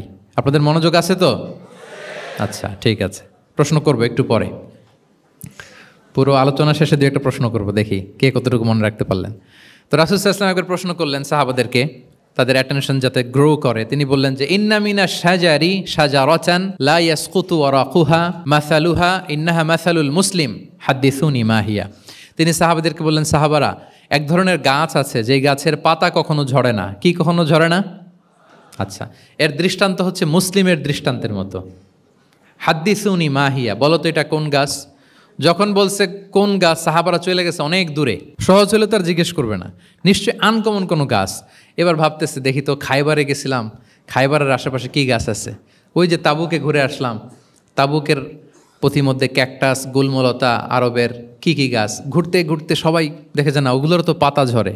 খুঁজতে খুঁজতে সারা দুনিয়া খুঁজে ফেলতেছে সাহাবারা, কিন্তু ওনাদের নিজেদের জাতীয় গাছ যেটা, ঘরের পিছনে যে গাছের সারি সারি, যেই গাছের ফল খেয়ে ওনারা জীবন ধারণ করেন, যেটা ওনাদের সমাজ, রীতি, ঐতিহ্য, ট্র্যাডিশনের সাথে জড়িত, ওই গাছের নামে ভুলে গেছে, ওইটা মনে করতে পারতেছে। সবাই দূরে চলে গেছে। হাদিসে এসেছে ফাওয়াকা আন্না সুফি সাজারিল বাওয়াদি, দূর দূরান্তের গাছ নিয়ে ভাবতেছে, ভেবে ভেবে হয়রান, কেউ বলতে পারে না।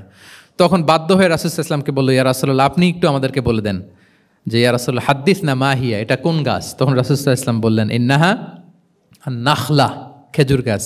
খেজুর গাছের পাতা পড়ে না, ডাল টেনেও ছিঁড়া যায় না, খুব কষ্ট। তো এটার দৃষ্টান্ত মুসলিমের দৃষ্টান্তের ন্যায়। তাহলে কোনো সাহাবারা পারলেন না। পরবর্তীতে হাদিসের যিনি বর্ণনাকারী আব্দুল্লাহ ইবনে ওমর তখন ছোট ছিলেন। বাড়িতে যাওয়ার পথে ওমর রাদিয়াল্লাহু তাআলা আনহুকে বলতেছেন যে, বাবা, আব্বা, এটা যে খেজুর গাছ আমার কিন্তু মাথায় আসছিল। তোমারে ফারুক বলেন, বলো কি, তোমার মাথায় আসছিল, তুমি বললে না কেন? উনি বলে নাই কারণ সিনিয়র সাহাবারা পারতেছে না, বাপ চাচারা কেউ পারে না, আমি ছোট মানুষ বইলে আবার কোন বিপদে পড়ি, বিনয়ী মানুষ, উনি আর বলেন নাই, লাজুকতাও কাজ করতেছিল। তোমারে ফারুক বললেন, যদি আজকে তুমি এটার উত্তর নবীর সামনে দিতে পারতা, আমার বুকটা এত বড় হয়ে যেত নবীর সামনে। লাল কপাল বিশিষ্ট উঁট পেলে আরবরা যত খুশি হয়, আজকে আমি তার চেয়েও বেশি খুশি হয়ে যেতাম। তাহলে ওমরে ফারুক রাদিয়াল্লাহু তাআলা আনহু, ওনার ছেলে আব্দুল্লাহ ইবনে ওমর, উনি এটার উত্তর ধরতে পারছেন, কিন্তু উনি বলেন নাই। তাহলে দেখেন রাসূল সাল্লাল্লাহু আলাইহি ওয়াসাল্লাম এরকম কোশ্চেন করতেন, কোশ্চেন করে তারপরে উত্তরটা বলতেন, এতে আর মানুষ ভুলে না। বাংলা একটা কথা আছে যে, শিখেছ কোথায়, ঠেকেছি যেথায়। জিজ্ঞেস করছে, পারি না, মনে আসে না, হঠাৎ করে যখন উত্তরটা বলে, এইটা যেরকম মনে থাকে আজীবন, অন্য কিছু থাকবে না। একটু যদি ঠেকে ঠেকে পারতেছি না, বুঝতেছি না, এরপর যখন বুঝায় দেওয়া হয়, ভালো করে শিখে নেই, এইটা আজীবন মনে থাকে ব্রেইনে। এই পদ্ধতিটা রাসূল সাল্লাল্লাহু আলাইহি ওয়াসাল্লাম অবলম্বন করতেন। প্রশ্ন করে অপারক করে দিতেন, কেউ পারে না, এরপর রাসূল সাল্লাল্লাহু আলাইহি ওয়াসাল্লাম বুঝিয়ে বলতেন, সবার একেবারে ব্রেইনের মধ্যে, মস্তিষ্কে এটা গেঁথে যেত। তাহলে প্রশ্ন ছুটতেন। আচ্ছা, এরকম অনেক হাদিস আপনারা পাবেন রাসূল সাল্লাল্লাহু আলাইহি ওয়াসাল্লাম প্রশ্ন করে তারপরে উত্তর দিয়েছেন। আতাদরুনা মাল গীবা, তোমরা কি জানো গীবত কি?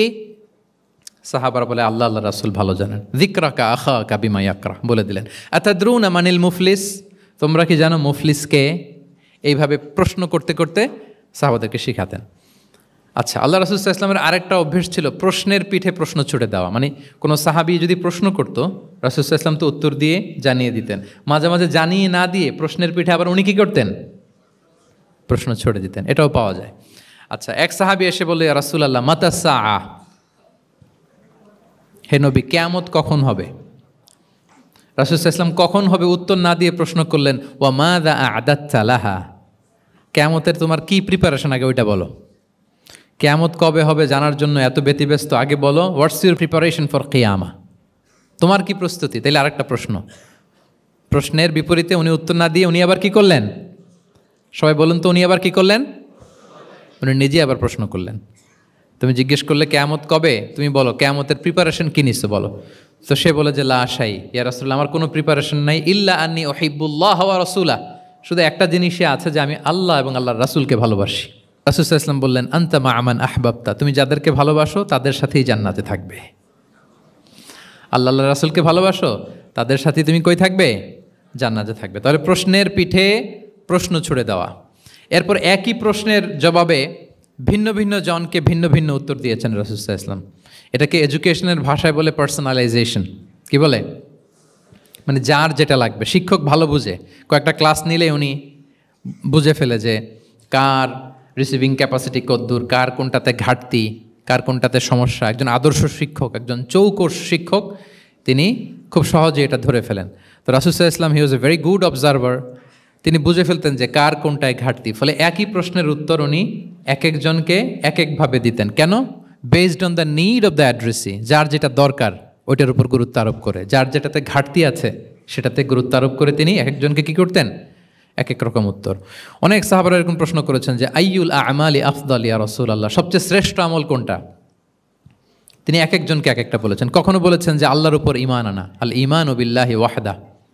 কাউকে বলেছেন যে আল জিহাদ ফি সাবিলিল্লাহ, কাউকে বলেছেন আস-সালাতু ফি ওয়াক্তিহা, অন টাইমে সালাত পড়া। তার মানে যার যেটাতে ঘাটতি ছিল। কাউকে বলেছেন বিররুল ওয়ালিদাইন, কারণ তিনি দেখেছেন তার সাথে তার মা বাবার সম্পর্কে একটু ঘাটতি আছে, তারা এটা বলি, কারণ সবগুলোই ভালো কাজ, সবগুলোই কি ভালো কাজ।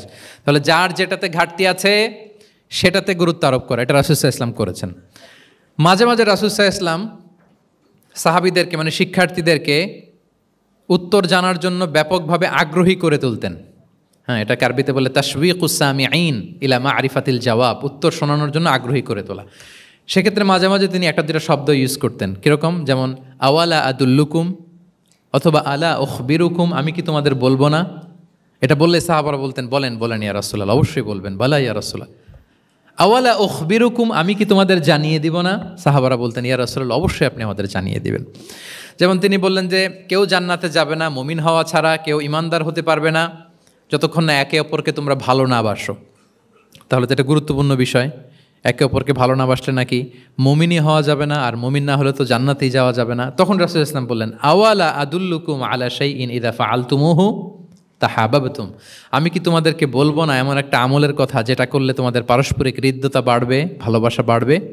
তখন তিনি বললেন সেটা কি? আফশুস সালামা বাইনাকুম, তোমাদের মাঝে ব্যাপক সালামের প্রসারণ করো, সালামের প্রসার করো, একে অপরকে বেশি বেশি সালাম দাও। ব্যাপারটাকে এইভাবে প্রেজেন্ট না করে উনি যদি বলতেন সাহাবারা বেশি বেশি সালাম দিও, এটা সওয়াবের কাজ অনেক। এটা হচ্ছে একটা প্রেজেন্টেশন। আর একটা হচ্ছে এমনভাবে এটাকে উপস্থাপন করা যে মুমিন না হলে জান্নাতে যাবা না, আর একে অপরকে ভালো না বাসলে মুমিন হতে পারবে না। তোমরা কি জানো কি করলে একে অপরের মধ্যে ভালোবাসা বাড়ে? এরপর রাসূল সাল্লাল্লাহু আলাইহি ওয়াসাল্লাম বলতেন যে সালাম দেওয়ার মাধ্যমে ভালোবাসা বাড়বে। একবার রাসূল সাল্লাল্লাহু আলাইহি ওয়াসাল্লাম বললেন আলা উখবিরুকুম বিআফদালা মিন দারাজাতিস সিয়ামি ওয়াস সালাতি ওয়াস সাদাকা, আমি কি তোমাদের জানাবো না যে নামাজ, রোজা, সাদাকার চেয়েও বেশি ফজিলতের একটা আমল আছে, সেটা কি আমি কি তোমাদের জানাবো না? সাহাবারা বললেন ক্বালু বালা ইয়া রাসূলুল্লাহ, হে আল্লাহর রাসূল অবশ্যই জানাবেন, অবশ্যই জানাবেন। কারণ নামাজের চেয়েও বেশি গুরুত্বপূর্ণ, সাদাকার চেয়েও বেশি গুরুত্বপূর্ণ, সিয়ামের চাইতেও বেশি গুরুত্বপূর্ণ আমল, সেটা কি? তখন রাসূল সাল্লাল্লাহু আলাইহি ওয়াসাল্লাম বললেন সেটা হচ্ছে ইসলাহু যাতিল বাইন, বিবাদমান দুই গ্রুপকে মিলিয়ে দেয়া, বিবাদমান দুই ব্যক্তিকে মিলিয়ে দেয়া।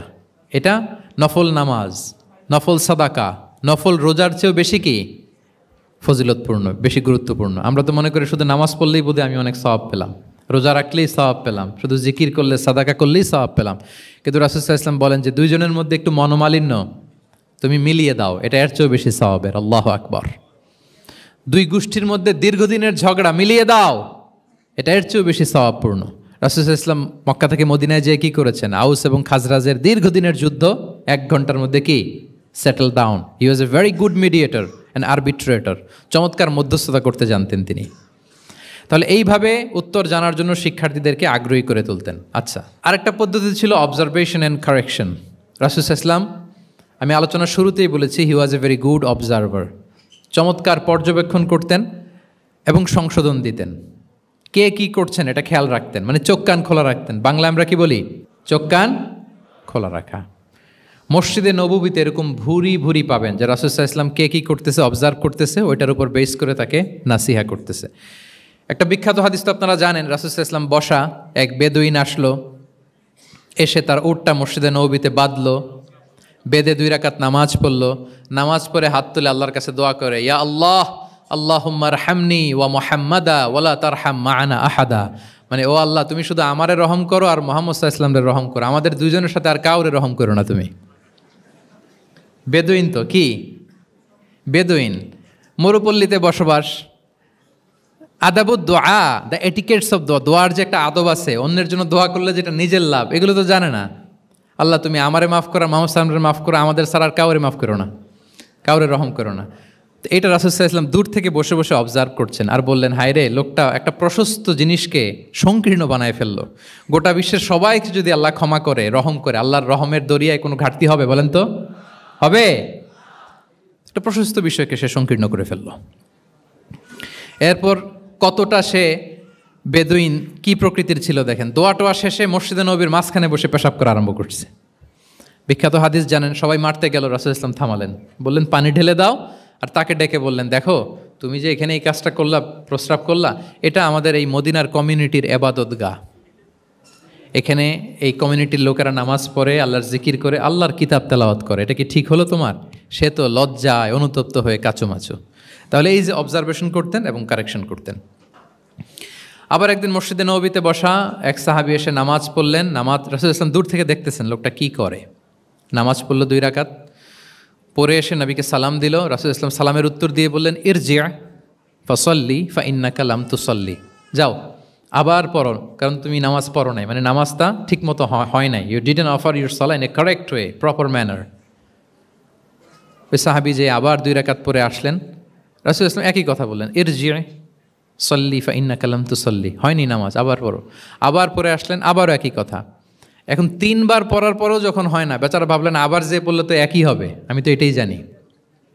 তিনি বললেন, মা উহসিনু গায়রাহ, ইয়া রাসূল, এর চেয়ে ভালো আমি আর পারি না, ফাআল্লিমনি ইয়া রাসূলুল্লাহ, হে নবী আমাকে একটু শিখিয়ে দেন কীভাবে পড়ব। রাসূল সাল্লাল্লাহু আলাইহি ওয়াসাল্লাম বললেন, যখন নামাজে দাঁড়াবে, আল্লাহু আকবার বলে দাঁড়াবে, এরপর কোরআন থেকে যা সহজ লাগে পড়বে, তাড়াহুড়ো করবে না। কি করবে না? সবাই বলেন, কি করবে না? নামাজে কোনো তাড়াহুড়ো নাই, নো রাশিং ইন সালাহ, নো হ্যাস্টিনেস ইন সালাহ। নামাজে আমরা খুব তাড়াহুড়ো করি, এটা নামাজের যে প্রাণ, সালাতের প্রাণকে, রূহকে নষ্ট করে দেয়। যখন রুকুতে যাবে, স্ট্রেইট ফরওয়ার্ড রুকু করবে, হাত্তা তাতমা ইন্না রাকিআন। রাসূল সাল্লাল্লাহু আলাইহি ওয়াসাল্লামের রুকুর পিঠটা ছিল একেবারে স্ট্রেইট, এই টেবিলটা যেরকম স্ট্রেইট, এরকম স্ট্রেইট। লাউ সাব্বা আলাইহিল মা লাস্তাকার, পানি ভর্তি একটা বোতল যদি রাসূল সাল্লাল্লাহু আলাইহি ওয়াসাল্লামের রুকু দেয়া পিঠের উপর রাখতো, পানিটাও পড়তো না, বোতলটাও পড়তো না, স্ট্রেইট। এরকম উদাহরণ দিয়ে সাহাবারা বলতেন যে এত স্ট্রেইট রুকুর পিঠ যে পানি ভর্তি গ্লাস রাখলে পানিটাও কাঁপবে না, বোতলটাও পড়বে না। রাসূল সাল্লাল্লাহু আলাইহি ওয়াসাল্লাম বলতেন, সবচেয়ে বড় চোর যারা নামাজে চুরি করে। সাহাবারা বললেন, এটা আবার কিভাবে? তিনি বললেন, লা ইউতিম্মু রুকুআহু ওয়া সুজুদাহ, তারা নামাজের চোর যারা রুকু সেজদা ঠিক মতো করে না। তো বললেন যে রুকু থেকে আবার স্ট্রেট হয়ে দাঁড়াবে, যখন সিজদায় যাবে ইতমিনানের সাথে, উইথ রিল্যাক্সেশন। নামাজের মধ্যে কি থাকবে?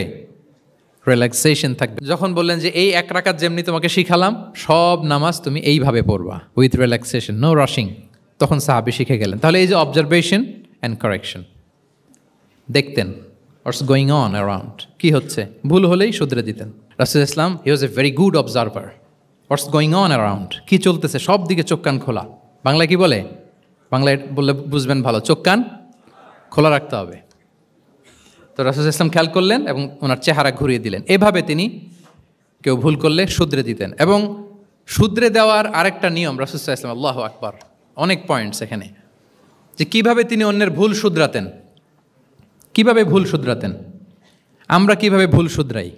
বাংলাদেশের যে টেন্ডেন্সি, কেউ ভুল করলে আর মাইক্রোফোন যদি পাই যে মাহফিলে, এইবার তো পাইছি ওই বেটারে, ও কাফের, ওর দাদা কাফের, ওর 14 গোষ্ঠী কাফের, ও মারা যাওয়ার পরে যেখানে কবর দিবে, ওই কবরের উপর যে ঘাস উঠবে, ওই ঘাস যে গরু খাবে, ওই গরুর দুধ যে খাবে, ও কাফের। আমি জাস্ট সিনারিওটা আপনাদের সাথে শেয়ার করি যে নিয়ম হচ্ছে কি। লেটস সে আমার একজন কো স্পিকার কোনো কিছু একটা ভুল করে ফেলছে, তার জানা নাও থাকতে পারে, আবার আমারও একটা জিনিস জানা নাও থাকতে পারে। কেউ ভুল করলে শুধরানোর নিয়ম হচ্ছে, সে যে ভুলটা করলো এটা যে ভুল এটা জানানো, যে অনেকে এরকম এরকম বলে, আসলে এটা ঠিক না, বরং ঠিক হচ্ছে এটা এবং এর পক্ষে দলিল হচ্ছে এটা, জাস্ট এটা বলে দেওয়া। এটা যদি বলে দেয় তাহলে কি হবে, যখন ওই যে ভুল করছে সে যখন শুনবে, তার নাম তো আর বলা হয় নাই, সে তো বুঝে যাবে এটা তো আমি ভুলটা করছি, ফলে আমি শুধরে গেলাম, ওই লোক শুধরে যাবে। আর বাকি যারা লিসেনার, শ্রোতা, তারা সবাই সতর্ক হয়ে যাবে। তাইলে যেটা উদ্দেশ্য ছিল কাউকে শুধরানো, ওটা হয়ে গেছে না? কারো নাম নেওয়া প্রয়োজন হয়েছে? বলেন তো। রাসূল সাল্লাল্লাহু আলাইহি ওয়াসাল্লাম যখন কাউকে কারেক্ট করতেন, তখন কখনো কারো নাম ধরে শুধরাতেন না, কারেক্ট করতেন না। আল্লাহু আকবার। নাম ধরে শুধরাতেন না, পাছে না সে লজ্জা পেয়ে যায়। পাচ্ছে না, সে বিব্রত হয় মানুষের সামনে। সুবহানাল্লাহ। অন্যের রাইটস, অন্যের ব্যক্তিত্বের ব্যাপারে কতটা মর্যাদাশীল ছিলেন। কারণ কারো নাম ধরে তো আমার শুধরানোর দরকার নেই, এটা যে ভুল সোসাইটিকে এটা জানালেই হবে। তাহলে যে ভুল করছে সে শুধরে গেল, বাকিরা সতর্ক হয়ে গেল, ঠিক না? আচ্ছা, 3 সাহাবী মিলে একবার ভাবলো রাসূল সাল্লাল্লাহু আলাইহি ওয়াসাল্লাম বাড়িতে কি কি আমল করে, আমরা একটু আম্মাজানদের জিজ্ঞেস করি, তাহলে আমরাও আমাদের আমল টামল একটু বাড়াবো। যে জিজ্ঞেস করলো যে আম্মাজানারা একটু বলেন তো উনি বাসায় কি কি ইবাদত করে, কতটুকু কোরআন পড়ে, তাহাজ্জুদ কেমনে পড়ে। আম্মাজানরা বর্ণনা দিলেন। বর্ণনা শোনার পরে কান্নাহুম তাকাল্লুহা, ওনাদের কাছে একটু কম মনে হইলো, মানে অনেক এক্সপেকটেশন নিয়ে আসছিল। তারা ভাবছিল মানে রাতে ঘুমাই না, সারা রাত তাহাজ্জুদ আর কান্নাকাটি করে রাসূল সাল্লাল্লাহু আলাইহি ওয়াসাল্লাম কাটায় দেয়, তাদের এরকম একটা ধারণা ছিল। কিন্তু এসে শুনে যে না, আসার পরে নাকি ঘুমোতে যায়, অনেকক্ষণ ঘুমিয়ে সেই মাঝরাতে নাকি ওঠে। যা যা বর্ণনা শুনলো কান্নাহুম তাকাল্লুহা, এদের কাছে একটু কম মনে হলো। তো একজন বলতেছে আরে কম না, আইনা নাহনু মিন রাসূলিল্লাহ, কোথায় আল্লাহ রাসূল আর কোথায় আমরা। গফিরা লাহু মা তাকাদ্দামা মিন যামবিহি ওয়া মা তাআখার, ওনার তো আগের পরের সব গুনাহই মাফ। আদতে তো গুনাহই নাই, নবীরা তো মাসুম। তো ওনার সাথে কি আমাদের তুলনা, আমাদের এত কম করলে হবে না, তো কি করতে হবে? একজন বলে যে আজকে থেকে আমি আর ঘুমাবোই না সারা রাত তাহাজ্জুদ পড়বো। আচ্ছা, আরেকজন বলে আমি আর না খেয়ে মানে রোজা ছাড়া থাকবো না, আমি সাওমে ভিসাল করব, সারা বছর রোজা রাখবো, যা করে আল্লাহ, রোজা থামাবো না, আমি রেগুলার রোজা রেখেই যাব। আচ্ছা, আরেকজন বলে আমি আর আমার স্ত্রীদের কাছেই যাব না, আমি সন্ন্যাসী জীবন নিয়ে নিলাম, আমি সন্ন্যাসী থাকবো, স্ত্রীদের সাথে মেলামেশাতে এই আমি যাব না, আর আমি এটা থেকে বিরত থাকবো। এই কথা যখন রাসূল সাল্লাল্লাহু আলাইহি ওয়াসাল্লামের কানে গেল, রাসূল সাল্লাল্লাহু আলাইহি ওয়াসাল্লাম রেগে গেলেন। রেগে গিয়ে সাহাবীদেরকে জড়ো করলেন। জড়ো করে তিনি বলতে আরম্ভ করলেন, আনতুমুল্লাযীনা কুলতুম কাযা ওয়া কাযা, আচ্ছা তোমাদের মধ্যে কে কে নাকি এরকম এরকম বলছে। সুবহানাল্লাহ। তিনি বলতে পারতেন এই আব্দুল্লাহ স্ট্যান্ড আপ, দাঁড়াও, আব্দুর রহিম দাঁড়াও, এই আব্দুস সাত্তার তুমি নাকি বলছো যে সারা রাত, এটা একটা কথা বললা তুমি নাকি বলছো যে সারা বছর রোজা, এটা তুমি কি কথা বল, তো ভুল কাজ করছো, এটাও জানো না তুমি নাকি বলছো স্ত্রীদের সাথে মিশবা না। এরকম যদি Abdullah, Abdur Rahman, just for example, এইভাবে দাঁড় করিয়ে যদি নাম ধরে ধরে বলতেন, ওনারা সাহাবীদের সামনে লজ্জিত হতেন না? না। আনতুমুল্লাযীনা কুলতুম কাযা ওয়া কাযা, এটাই রাসূল সাল্লাল্লাহু আলাইহি ওয়াসাল্লামের কাউকে কারেক্ট করার, তাসহিহ করার অভ্যেস ছিল। মা বালু আকওয়ামিন ইয়াকুলুনা কাযা ওয়া কাযা, মাঝে মাঝে বলতেন মা বালু আকওয়ামিন ইয়াফআলুনা কাযা ওয়া কাযা, তোমাদের মধ্যে কেউ কেউ নাকি এমনটা বলে, তোমাদের মধ্যে কেউ কেউ নাকি এমনটা করে।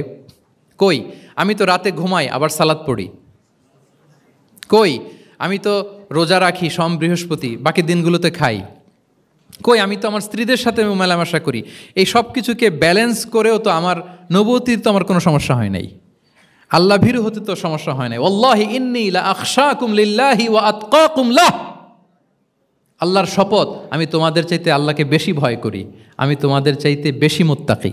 তারপরেও এরকম ব্যালেন্সড লাইফ লিড করাতে আমার তো কোনো সমস্যা হয় নাই, তোমাদের কেন সমস্যা হলো, তোমরা এটা কোথায় পেলে? ফামান রাগিবা আন সুন্নতি ফালাইসা মিন্নি, জেনে রাখো আমি যে স্ট্যান্ডার্ড ঠিক করে দিয়েছি এটাই সর্বশ্রেষ্ঠ ইবাদত, এর বাইরে যে কেউ যদি কিছু করে আমার সুন্নতের বাইরে, সে আমার দলভুক্ত হতে পারবে। সুবহান। এরকম যখন ধমক দিয়ে শাসিয়ে দিলেন, যেই 3 জন সাহাবী এই কথা বলছিল ওনারা তো শুধরে গেলেন, ওনারা তো টের পাচ্ছেন যে এগুলো আমাদের কি বলতেছে, ওনারা টের পাচ্ছেন না, শুধরে গেলেন, আর বাকিরা সতর্ক হয়ে গেলেন। আল্লাহু আকবার। সো এটা হচ্ছে কারেক্ট করার নিয়ম। এখন আমরা কি করি, কেউ একটা ভুল করলে তখন তাকে ধরি, তার 14 পুরুষ নিয়ে কথা বলি, তার ব্যাপারে যদি আমার কোনো তিক্ত অভিজ্ঞতা থাকে, ঝাল মেটানোর একটা সুযোগ পেলাম, আমি ঝাল মেটাই, তাকে ছোট করি, হেয় করি, হেন কোনো কথা নাই যে আমি বলি না। একটাও কি রাসূল সাল্লাল্লাহু আলাইহি ওয়াসাল্লামের সুন্নাহর মধ্যে পড়ে বলেন তো? না।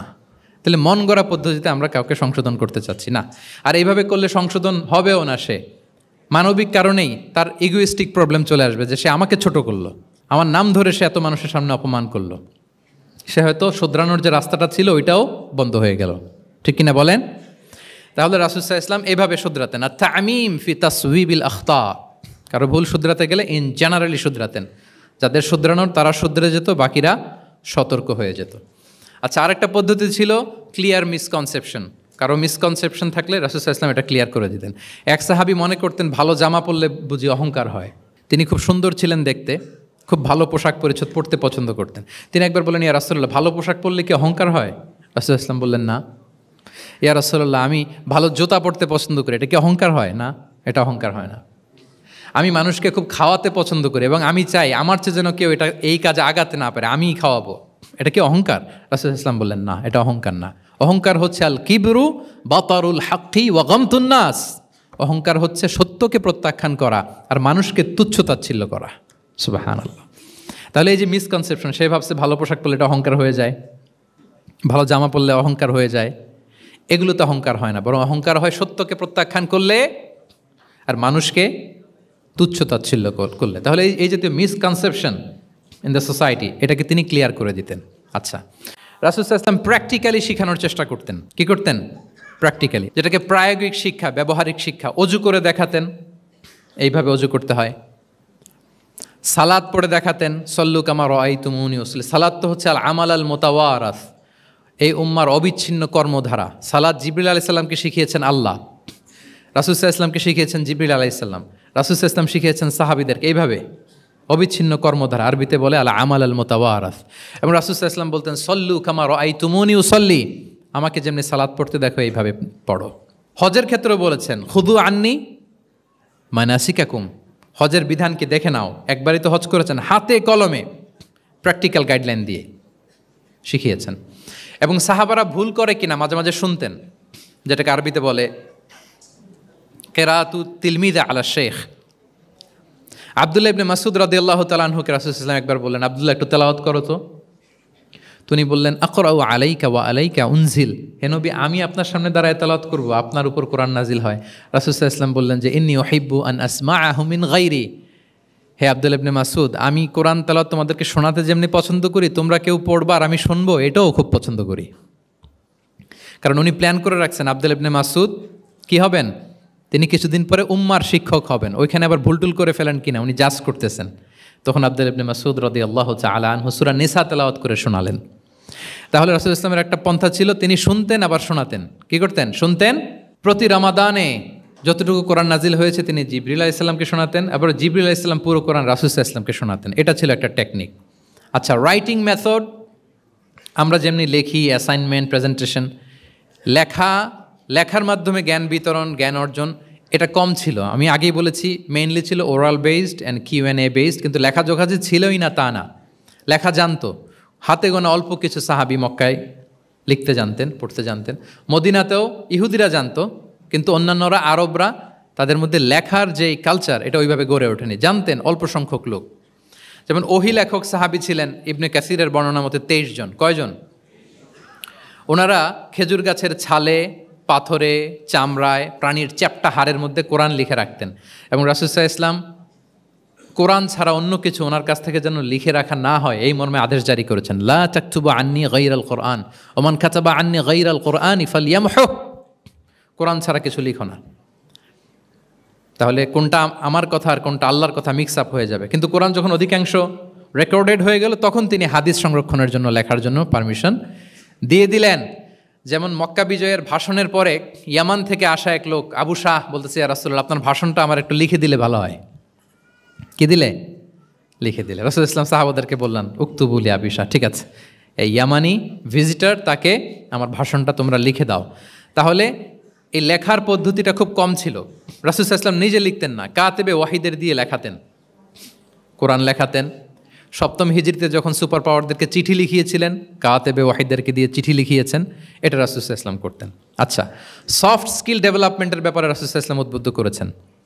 লার্নিং ফরেন ল্যাঙ্গুয়েজ, যেটা কমিউনিকেশন স্কিল, ভাষা জানা, এটা খুব জরুরি। আরবি, ইংরেজি, বাংলা, 3টা ভাষা জানেন কে কে দেখি ছাত্রদের মধ্যে? প্যারালাল, লাইক নেটিভ আর নেয়ার নেটিভ, 5-7 জন আছে না? ল্যাঙ্গুয়েজ আরও ভালো জানতে হবে। আরবিতে একেবারে ফ্লুয়েন্ট হইতে হবে, ইংরেজিতে ফ্লুয়েন্ট হইতে হবে। এই 2টা ল্যাঙ্গুয়েজ যদি আপনার হাতে থাকে, you can win the world for sure, I am telling you. গোটা বিশ্ব আপনি জয় করে ফেলতে পারবেন। তাহলে আইআইইউসি তো এটার একটা সেন্টার, খুব চমৎকার সুযোগ এখানে আছে আরবিতে মাস্টার হওয়া, ইংরেজিতে মাস্টার হওয়া। তাহলে সফট স্কিল ডেভেলপমেন্টের ব্যাপারে রাসূল ইসলাম উৎসাহিত করেছেন। কিভাবে? ইহুদিরা যখন চিঠি লিখত, কোন ভাষায় লিখত জানেন? হিব্রু ভাষায়, হিব্রু ল্যাঙ্গুয়েজে। এখন এইটা বোঝার জন্য রাসূল ইসলাম এক ইহুদিকে হায়ার করতে হইতো, যে তুমি একটু পরে বলো তো ওরা কী লিখলো। আচ্ছা, এটা লিখছে। এর বিপরীতে রাসূল যখন আবার চিঠি লিখবেন, তখন এক ইহুদিকে ডাকতে হইতো যে আমি বলতেছি আরবিতে, তুমি এটা হিব্রুতে ট্রান্সলেট করে পাঠাও। তো যেহেতু ইহুদিরা বিশ্বাসঘাতকতার অনেকগুলো ইনসিডেন্ট আছে, ট্রেচারি, বিট্রেয়াল ইনসিডেন্ট অনেকগুলো আছে, রাসূল সাল্লাল্লাহু আলাইহি ওয়াসাল্লাম বললেন আমি ইহুদিদেরকে বিশ্বাস করতে পারি না, কারণ একজনটা নিয়ে আসলাম, চিঠি একটা লিখছে একটা, সে অর্থ শোনাইলো আরেকটা, আমি বললাম লিখতে একটা, সে বিশ্বাসঘাতকতা করে লিখে দিল আরেকটা, তাহলে ঝামেলা হয়ে যাবে না? রাসূল সাল্লাল্লাহু আলাইহি ওয়াসাল্লাম তিনি যায়েদ ইবনে সাবিত রাদিয়াল্লাহু তাআলা আনহুকে বললেন যে তুমি এই হিব্রু ল্যাঙ্গুয়েজ শিখবা, শিখে আমার পক্ষ থেকে অন বিহাফ অফ মি তুমি জুইশদেরকে চিঠি লিখবা, ওদের চিঠি আসলে তুমি আমারে পড়ে শোনাবা। ইন্নী লা আমানু আলা ইয়াহুদ ফি কিতাবি, আমি ইহুদিদেরকে বিশ্বাস করি না। রাসূল সাল্লাল্লাহু আলাইহি ওয়াসাল্লাম যখন ওনাকে অ্যাসাইন করলেন এবং দোয়া করলেন, রাসূল সাল্লাল্লাহু আলাইহি ওয়াসাল্লামের দোয়ার বরকতে উনি বলেন যে 15 দিন যেতে না যেতে I became master in Hebrew within 15 days, 15 দিন যেতে না যেতে আমি হিব্রু ভাষায় পণ্ডিত হয়ে গেলাম।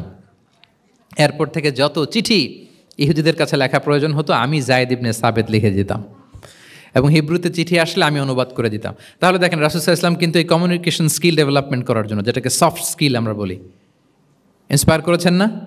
তাহলে ল্যাঙ্গুয়েজ শিখবেন আপনারা, কি বলেন? শুধু আরবি ইংরেজি না, পারলে জাপানিজও শিখেন, চাইনিজও শিখেন, অনেক কাজে লাগবে। অ্যাটলিস্ট অ্যারাবিক অ্যান্ড ইংলিশ, ইনশাল্লাহ বলেন, সবাই বলেন নাই? মাশাআল্লাহ তাবারাকাল্লাহ। রিজনিং, মারিফাতুল ইল্লা, শুধু একটা লিগ্যাল অপিনিয়ন জানিয়ে রাসূল সাল্লাল্লাহু আলাইহি ওয়াসাল্লাম ক্ষান্ত হতেন না, কেন এটা হালাল কেন হারাম, রিজনিং শিখিয়েছেন তিনি।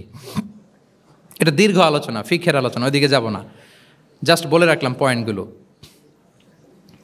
ইমোশনাল ইন্টেলিজেন্স তিনি ইউজ করেছেন শিক্ষাদানের ক্ষেত্রে, অর্থাৎ আবেগ অনুভূতিকে নাড়িয়ে দিয়ে ছাত্রকে ইমোশনাল বানিয়ে তারপরে মেসেজ দেয়া। সুবহানাল্লাহি বিহামদিহি। এক যুবক এসে বললেন ইয়া রাসূলুল্লাহ ইযান লি বিজিনা, হে নবী আপনি আমাকে জিনার অনুমতি দিন, জিনার অনুমতি দিন। ফা আকবালাল কওমু আলাইহি ফাজাজারুহু মাহমাহ, সাহাবারা ধমকাতে লাগলো, এই বেয়াদব, লজ্জা শরমের মাথা খেয়ে কি বলো এগুলো তুমি নবীর সামনে, জিনার অনুমতি দাও। ওয়ালা তাকরাবুজ জিনা, আল্লাহ বলেন জিনার কাছেও যেও না, ব্যভিচারের কাছেও যেও না, তুমি নবীর সামনে এসে এই পাপের অনুমতি চাও? রাসূল ইসলাম কিছু বললেন না। একটু পরে যুবককে ডেকে বললেন আতুহিব্বুহু লিবনাতিক, আচ্ছা তুমি যে জিনার অনুমতি চাইলে তোমার কন্যার সাথে কেউ এরকম আচরণ করুক, এটাকে তুমি পছন্দ করবে? সে বলল লা ইয়া রাসূলুল্লাহ, কেউই পছন্দ করবে না এটা। আচ্ছা আতুহিব্বুহু লি উম্মিক, তোমার মায়ের সাথে কেউ অপকর্ম করবে, এটা তুমি পছন্দ করবে? লা ইয়া রাসূলুল্লাহ না। আতুহিব্বুহু লি উখতিক, তোমার বোনের সাথে কেউ এই কাজ করবে, তুমি পছন্দ করবে? সে বলে না। ঠিক তখন রাসূল সাল্লাল্লাহু আলাইহি ওয়াসাল্লাম বললেন তুমি যে এই কাজের অনুমতি চাইলে, যার সাথে তুমি জিনায় লিপ্ত হবে সে তো কারো না কারো মা, কারো না কারো বোন, কারো না কারো আদরের কন্যা, তাহলে কিভাবে তুমি এটা করতে চাও? যুবক লজ্জিত হয়ে গেল, এত লজ্জিত হলো, রাবি বলতেছে ফালাম ইয়াকুন বা'দা যালিকাল ফাতা ইয়ালতাফিতু ইলা শাই, ওই রাবি বলতেছে এরপরে কোনোদিন এই যুবকরা ডানে বায়ে তাকাতেও দেখি নাই, স্ট্রেইট হাঁটতো। সুবহানাল্লাহ। রাসূল ইসলাম দোয়া করেছিলেন তার জন্য, আল্লাহুম্মা গফির যামবাহ ওয়া তাহহির কলবাহ ওয়া হাসসিন ফারজাহ, আল্লাহ তুমি তার গুনাহ মোচন করো, পাপ মোচন করো, আল্লাহ তুমি তার অন্তরকে পরিশুদ্ধ করো, আল্লাহ তুমি তার চরিত্রকে নিষ্কলুষ করে দাও। নবীর দোয়ার বরকতে চিরজীবনের জন্য নিষ্কলুষ পবিত্র তিনি হয়ে গেছেন। তাহলে দেখেন, তাকে অন্যভাবে বুঝাইলে হয়তো কাজ হইতে না, যখন তার নিজের উপর দিয়ে বোঝানো হলো, তোমার বোনের সাথে যদি হয়, তোমার মেয়ের সাথে যদি কেউ এটা করে তুমি মেনে নিতে পারবা? এটাকে বলে ইমোশনাল ইন্টেলিজেন্সকে কাজে লাগিয়ে মানুষের আবেগ অনুভূতিকে নাড়িয়ে দিয়ে teaching by touching the heart, teaching by touching the emotions. ওরে ইবনে আবি সালামা তিনি বলেন একবার রাসূল সাল্লাল্লাহু আলাইহি ওয়াসাল্লামের কোলে বসে, ছোটবেলায় কোলে বসার সৌভাগ্য আমার হয়েছিল, এবং আমাদেরকে খাবার দেয়া হলো, তো তিনি ছোট মানুষ, একবার এদিক থেকে খায় ওদিক থেকে খায়। রাসূল সাল্লাল্লাহু আলাইহি ওয়াসাল্লাম বললেন ইয়া গোলাম, হে শিশু, সাম্মিল্লাহ, বিসমিল্লাহ বলো, ওকুল বিয়ামিনিক, বা হাতে না ডান হাতে খাও। দেখেন ছোটদেরকে কীভাবে শেখাতেন, তারবিয়া, চাইল্ড তারবিয়া। ওয়াকুল মিম্মা ইয়ালিক, তোমার সামনে যেটা আছে ওইটা খাও, এদিক থেকে ওদিক থেকে চারদিক থেকে নিও না। রাবি বলেন যে ফামা ঝালা তিলকা তু'মাতু বাদু, উনি বলতেছেন এরপর থেকে আজীবন আমার খাওয়ার স্টাইল এটাই হয়ে গেছে। নবীর ওই কথা আমার কানে ঘন্টার মতো বাজে, খাওয়া শুরু করলেই আগে আমি বিসমিল্লাহ বলি, ডান হাত দিয়ে নেই, আর আমার সামনে যেটা আছে ওইটা থেকে খাওয়া শুরু করি। দেখেন চাইল্ড তারবিয়া কীভাবে করতেন। তাহলে এটিকেটস অফ হ্যাভিং ফুড কীভাবে খাবে রাসূল ইসলাম শিখালেন। আপনারা জানেন যে হাশিমি খানদান, মানে বনু হাশিমদের জন্য জাকাতের সম্পদ খাওয়া, রাসূল ইসলামের বংশের জন্য জাকাতের সম্পদ খাওয়া হারাম। তো একবার জাকাতের সাদাকার খেজুর ছিল স্তূপ করা, রাসূল ইসলামের নাতি হাসান রাদিয়াল্লাহু তাআলা আনহু, ছোট্ট মানুষ, এসেই ওই খেজুর নিয়ে খেতে আরম্ভ করল। দূর থেকে রাসূল ইসলাম দেখে বললেন, কেখ কেখ এরমি বিহা। কেখ কেখ মানে আমরা বাংলা যেটাকে ওয়াক্থু, ওয়াক্থু মানে থু মেরে ফেলে দাও। এটা বলে তিনি হাসান রাদিয়াল্লাহু তাআলা আনহুর মুখ থেকে খেজুরটা বের করলেন আর বললেন, আলা তা'লাম আন্না লা নাকুলু সাদাকা, মানে নানা ভাই, আদরের নানা ভাই, তুমি কি জানো না আমরা সাদাকার সম্পদ খেতে পারি না, তাড়াতাড়ি ফেলে দাও। মুখ থেকে টেনে যে খেজুরটা নিয়েছিলেন হাসান রাদিয়াল্লাহু তাআলা আনহু, সেটাকে রাসূল সাল্লাল্লাহু আলাইহি ওয়াসাল্লাম বের করে দিলেন। তাহলে এখানে কনসেপ্ট অফ হালাল অ্যান্ড হারাম ছোটবেলা থেকেই নানা ভাইকে উনি ক্লিয়ার করে দিচ্ছেন। আব্দুল্লাহ ইবনে আব্বাস রাদিয়াল্লাহু তাআলা আনহু রাসূল সাল্লাল্লাহু আলাইহি ওয়াসাল্লামের কি ছিলেন সম্পর্কে বলেন, কি ছিল? সবাই বলেন আওয়াজ করে। কাজিন, চাচাতো ভাই। আরেকটা সম্পর্ক ছিল রাসূল সাল্লাল্লাহু আলাইহি ওয়াসাল্লাম ওনার আর কি হইতো? খালু মাইমুনা বিনতুল হারিস রাদিয়াল্লাহু তাআলা আনহা, তিনি ছিলেন আব্দুল্লাহ ইবনে আব্বাসের খালা। আর যেহেতু রাসূল ইসলাম বিয়ে করেছিলেন, ফলে রাসূল ইসলাম ওনার সম্পর্কের আরেক সম্পর্কে কি হয়? খালু। তো উনি খুব ছোট ছিলেন, এত ছোট যে রাসূল ইসলাম যখন ইন্তেকাল করেন তখন ওনার বয়স ছিল 13। আব্দুল্লাহ ইবনে আব্বাসের বয়স তখন কত? 13। তো ফলে ছোট মানুষ প্রায় খালার বাসায় রাতে থাকতো এবং রাসূল ইসলামের আশেপাশে ঘুমাতো। একবার রাসূল ইসলাম ওয়াশরুম করতে গেলেন দূরে, এবং রাসূল ইসলামের অভ্যেস ছিল ওয়াশরুম সেরে এসেই অজু করতেন। তো উনি এসে দেখে ওনার অজুর পাত্রে কে যেন পানি রেখে দিচ্ছে। জিজ্ঞেস করলেন কে রেখেছে? বলা হলো যে আব্দুল্লাহ ইবনে আব্বাস রেখেছে। রাসূল ইসলাম এত খুশি হলেন যে এখন যে আমার এটা দরকার, ছোট্ট আব্দুল্লাহ এটা বুঝে ফেললো। উনি ওনাকে জড়িয়ে ধরে একটা দোয়া করলেন, আল্লাহুম্মা আল্লিমহুল কিতাব, আল্লাহুম্মা ফাক্কিহু ফিদ্দীন ওয়া আল্লিমহু তা'বীল। আল্লাহ, আপনি আব্বাসকে কিতাবের জ্ঞান শিক্ষা দেন। এবং এই দোয়ার বরকতে উনি রাইসুল মুফাসসিরিন হয়েছেন। এই পৃথিবীতে যত মুফাসসির আসবে সব মুফাসসিরদের সম্রাট হচ্ছে আব্দুল্লাহ ইবনে আব্বাস রাদিয়াল্লাহু তাআলা আনহু। আচ্ছা, উনি কি শিখাতেন, কিভাবে শিখাতেন? তাহাজ্জুদের সময় রাসূল ইসলাম নামাজে দাঁড়ালেন, আব্দুল্লাহ ইবনে আব্বাস এসে রাসূল ইসলামের বাম দিকে দাঁড়ালেন। ছোট মানুষ, ভাবছে আমিও যে নামাজ পড়ি। আচ্ছা বলেন তো, যদি দুইজন হয় নামাজে, একজন ইমাম আরেকজন মুসল্লি, মুসল্লি ইমামের কোন দিকে দাঁড়াবে? কিন্তু আব্দুল্লাহ ইবনে আব্বাস দাঁড়াইছে কোন দিকে? বাম দিকে, কারণ উনি ব্যাপারটা জানেন না। তখন রাসূল ইসলাম কি করলেন? হাত দিয়ে টেনে পিছন দিয়ে এনে ডান দিকে নিয়ে আসলেন। তাহলে রুলিংস অফ সালাতের সুন্নাহ কি, কিভাবে দাঁড়াতে হবে, এটা তিনি শিখালেন ছোট্ট আব্বাসকে, আব্দুল্লাহ ইবনে আব্বাসকে। এরকম অসংখ্য হাদিস আপনি সিরাতের পরতে পরতে, হাদিসের পরতে পরতে পাবেন, যে বাচ্চাদেরকে, শুধু যে যুবকদেরকে, তরুণদেরকে রাসূল সাল্লাল্লাহু আলাইহি ওয়াসাল্লাম শিখিয়েছেন এমনটা না, বরং শিশুদেরকেও শিখিয়েছেন। এইভাবে রাসূল সাল্লাল্লাহু আলাইহি ওয়াসাল্লাম এমন এক শিক্ষা পদ্ধতি আমাদের জন্য উপহার দিয়েছেন, যেটার মধ্য দিয়ে তিনি শ্রেষ্ঠতম প্রজন্ম, the best generation ever on আর্থ, যেটা আমি শুরুতে বলেছি, এবং তার ধারাবাহিকতা এর পরের প্রজন্মকেও শ্রেষ্ঠ প্রজন্ম বলা হয়েছে। এর পরের প্রজন্ম, তিনটা জেনারেশন এই শিক্ষার, এই ওহির জ্ঞানের শিক্ষার ছোঁয়ায় তারা শ্রেষ্ঠ প্রজন্ম হয়েছে রাসূল সাল্লাল্লাহু আলাইহি ওয়াসাল্লামের এই শিক্ষা পদ্ধতির মধ্য দিয়ে। আমরা যদি সামারি করি যে রাসূল সাল্লাল্লাহু আলাইহি ওয়াসাল্লামের শিক্ষা পদ্ধতিটা কেমন ছিল, তাহলে বলতে হবে যে এটা উৎসাহমূলক ছিল, আশাব্যঞ্জক, কনফিডেন্ট বাড়া, ইন্সপায়ারিং ছিল। এটা কল্যাণকামিতায় ভরপুর ছিল, ওয়েল উইশিং ছিল। আমরা যেমনি কারো কথা শুনেই তার উত্তর দেই বা মাসালা বলে দেই, এরকম না। ইংরেজিতে এটাকে বলে এমপ্যাথেটিক। এমপ্যাথেটিক মানে খুব বেশি সুবিবেচক। He not only listen to the suffering of others, he use to feel it. তিনি ফিল করতেন। একজন এসে বলতেছে যে আমার এই সমস্যা, এটার এখন আমি কি করব? আমি জাস্ট বললাম এটার ইসলামী সমাধান এটা হচ্ছে একটা। রাসূল ইসলাম এরকম না, যে বলতেছে তার কষ্টটা তিনি ফিল করার চেষ্টা করতেন, ফিল করে তখন তাকে গাইডলাইন দিতেন।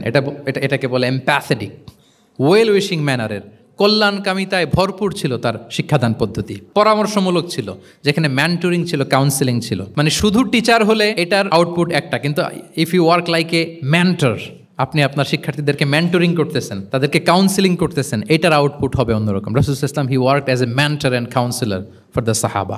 সুবহানাল্লাহ। রাসূল সাল্লাল্লাহু আলাইহি ওয়াসাল্লামের দেওয়ার শিক্ষাটা ছিল বেসিক্যালি অ্যাডভাইজারি। আমরা মাঝে মাঝে অ্যাডভাইজারি নেই, দেখবেন বড় বড় নেতা লক্ষ লক্ষ টাকা বেতন দিয়ে অনেক বড় বড় উপদেষ্টা রাখে, তারা বিভিন্ন ধরনের অ্যাডভাইস দেয়। রাসূল সাল্লাল্লাহু আলাইহি ওয়াসাল্লাম এই সার্ভিসটা সাহাবাদেরকে দিতেন। ওনার শিক্ষাটা ছিল অংশগ্রহণমূলক, মানে এঙ্গেজমেন্ট ছিল। একতরফা আমি বলে গেলাম অথবা একতরফা ওরা বলে গেল, এরকম না। জিজ্ঞেস করতেন, শুনতেন, শোনাতেন, প্রশ্ন করতেন, প্রশ্নের পিঠে প্রশ্ন ছড়ে দিতেন। ইন্টারেক্টিভ ছিল, পার্টিসিপেটরি ছিল, অংশগ্রহণমূলক। এটাকে আমরা মানে ক্লাসিক স্কলাররা যেটাকে বলে সোহবা, কি বলে? আমরা বলি না যে সোহবতের বড় প্রয়োজন? রাসূল সাল্লাল্লাহু আলাইহি ওয়াসাল্লামের সোহবতে মূলত ওনারা নলেজটা অর্জন করেছিলেন। পার্টিসিপেটরি ছিল, এঙ্গেজমেন্ট ছিল। এবং আমরা উল্লেখ করেছি যে Q&A বেস ছিল, প্রশ্নোত্তরমূলক, ওরাল ছিল, যৌক্তিক ছিল, র্যাশনাল, রিজনিং শিখাতেন, কেন এটা হালাল, কেন হারাম, কেন এটা ডুজ অ্যান্ড কেন এটা ডোন্টস, এটা রাসূল সাল্লাল্লাহু আলাইহি ওয়াসাল্লাম বলেছেন। এবং হি use two prioritise the youth in training and grooming. বিশেষ করে বয়স্ক সাহাবাদের থেকে যুবকদেরকে বেশি প্রায়োরিটি দিতেন তালিমের ক্ষেত্রে, তারবিয়ার ক্ষেত্রে, কারণ তারাই উম্মাকে লিড দেবে। তারাই কি উম্মাকে লিড দেবে। এই যে এখানে যারা বসে আছেন, আমার তো মনে হয় বয়স 25 থেকে 30, এর আগেই বেশিরভাগ।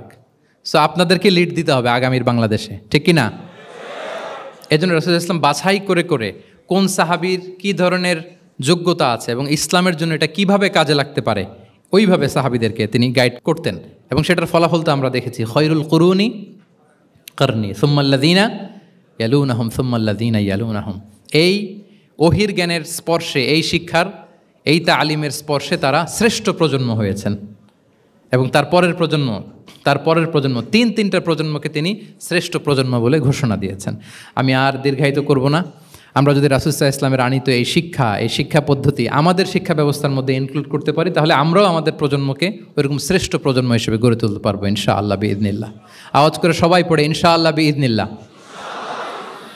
আমি সবাইকে আবারও অন্তরের অন্তঃস্থল থেকে শুকরিয়া জানাই।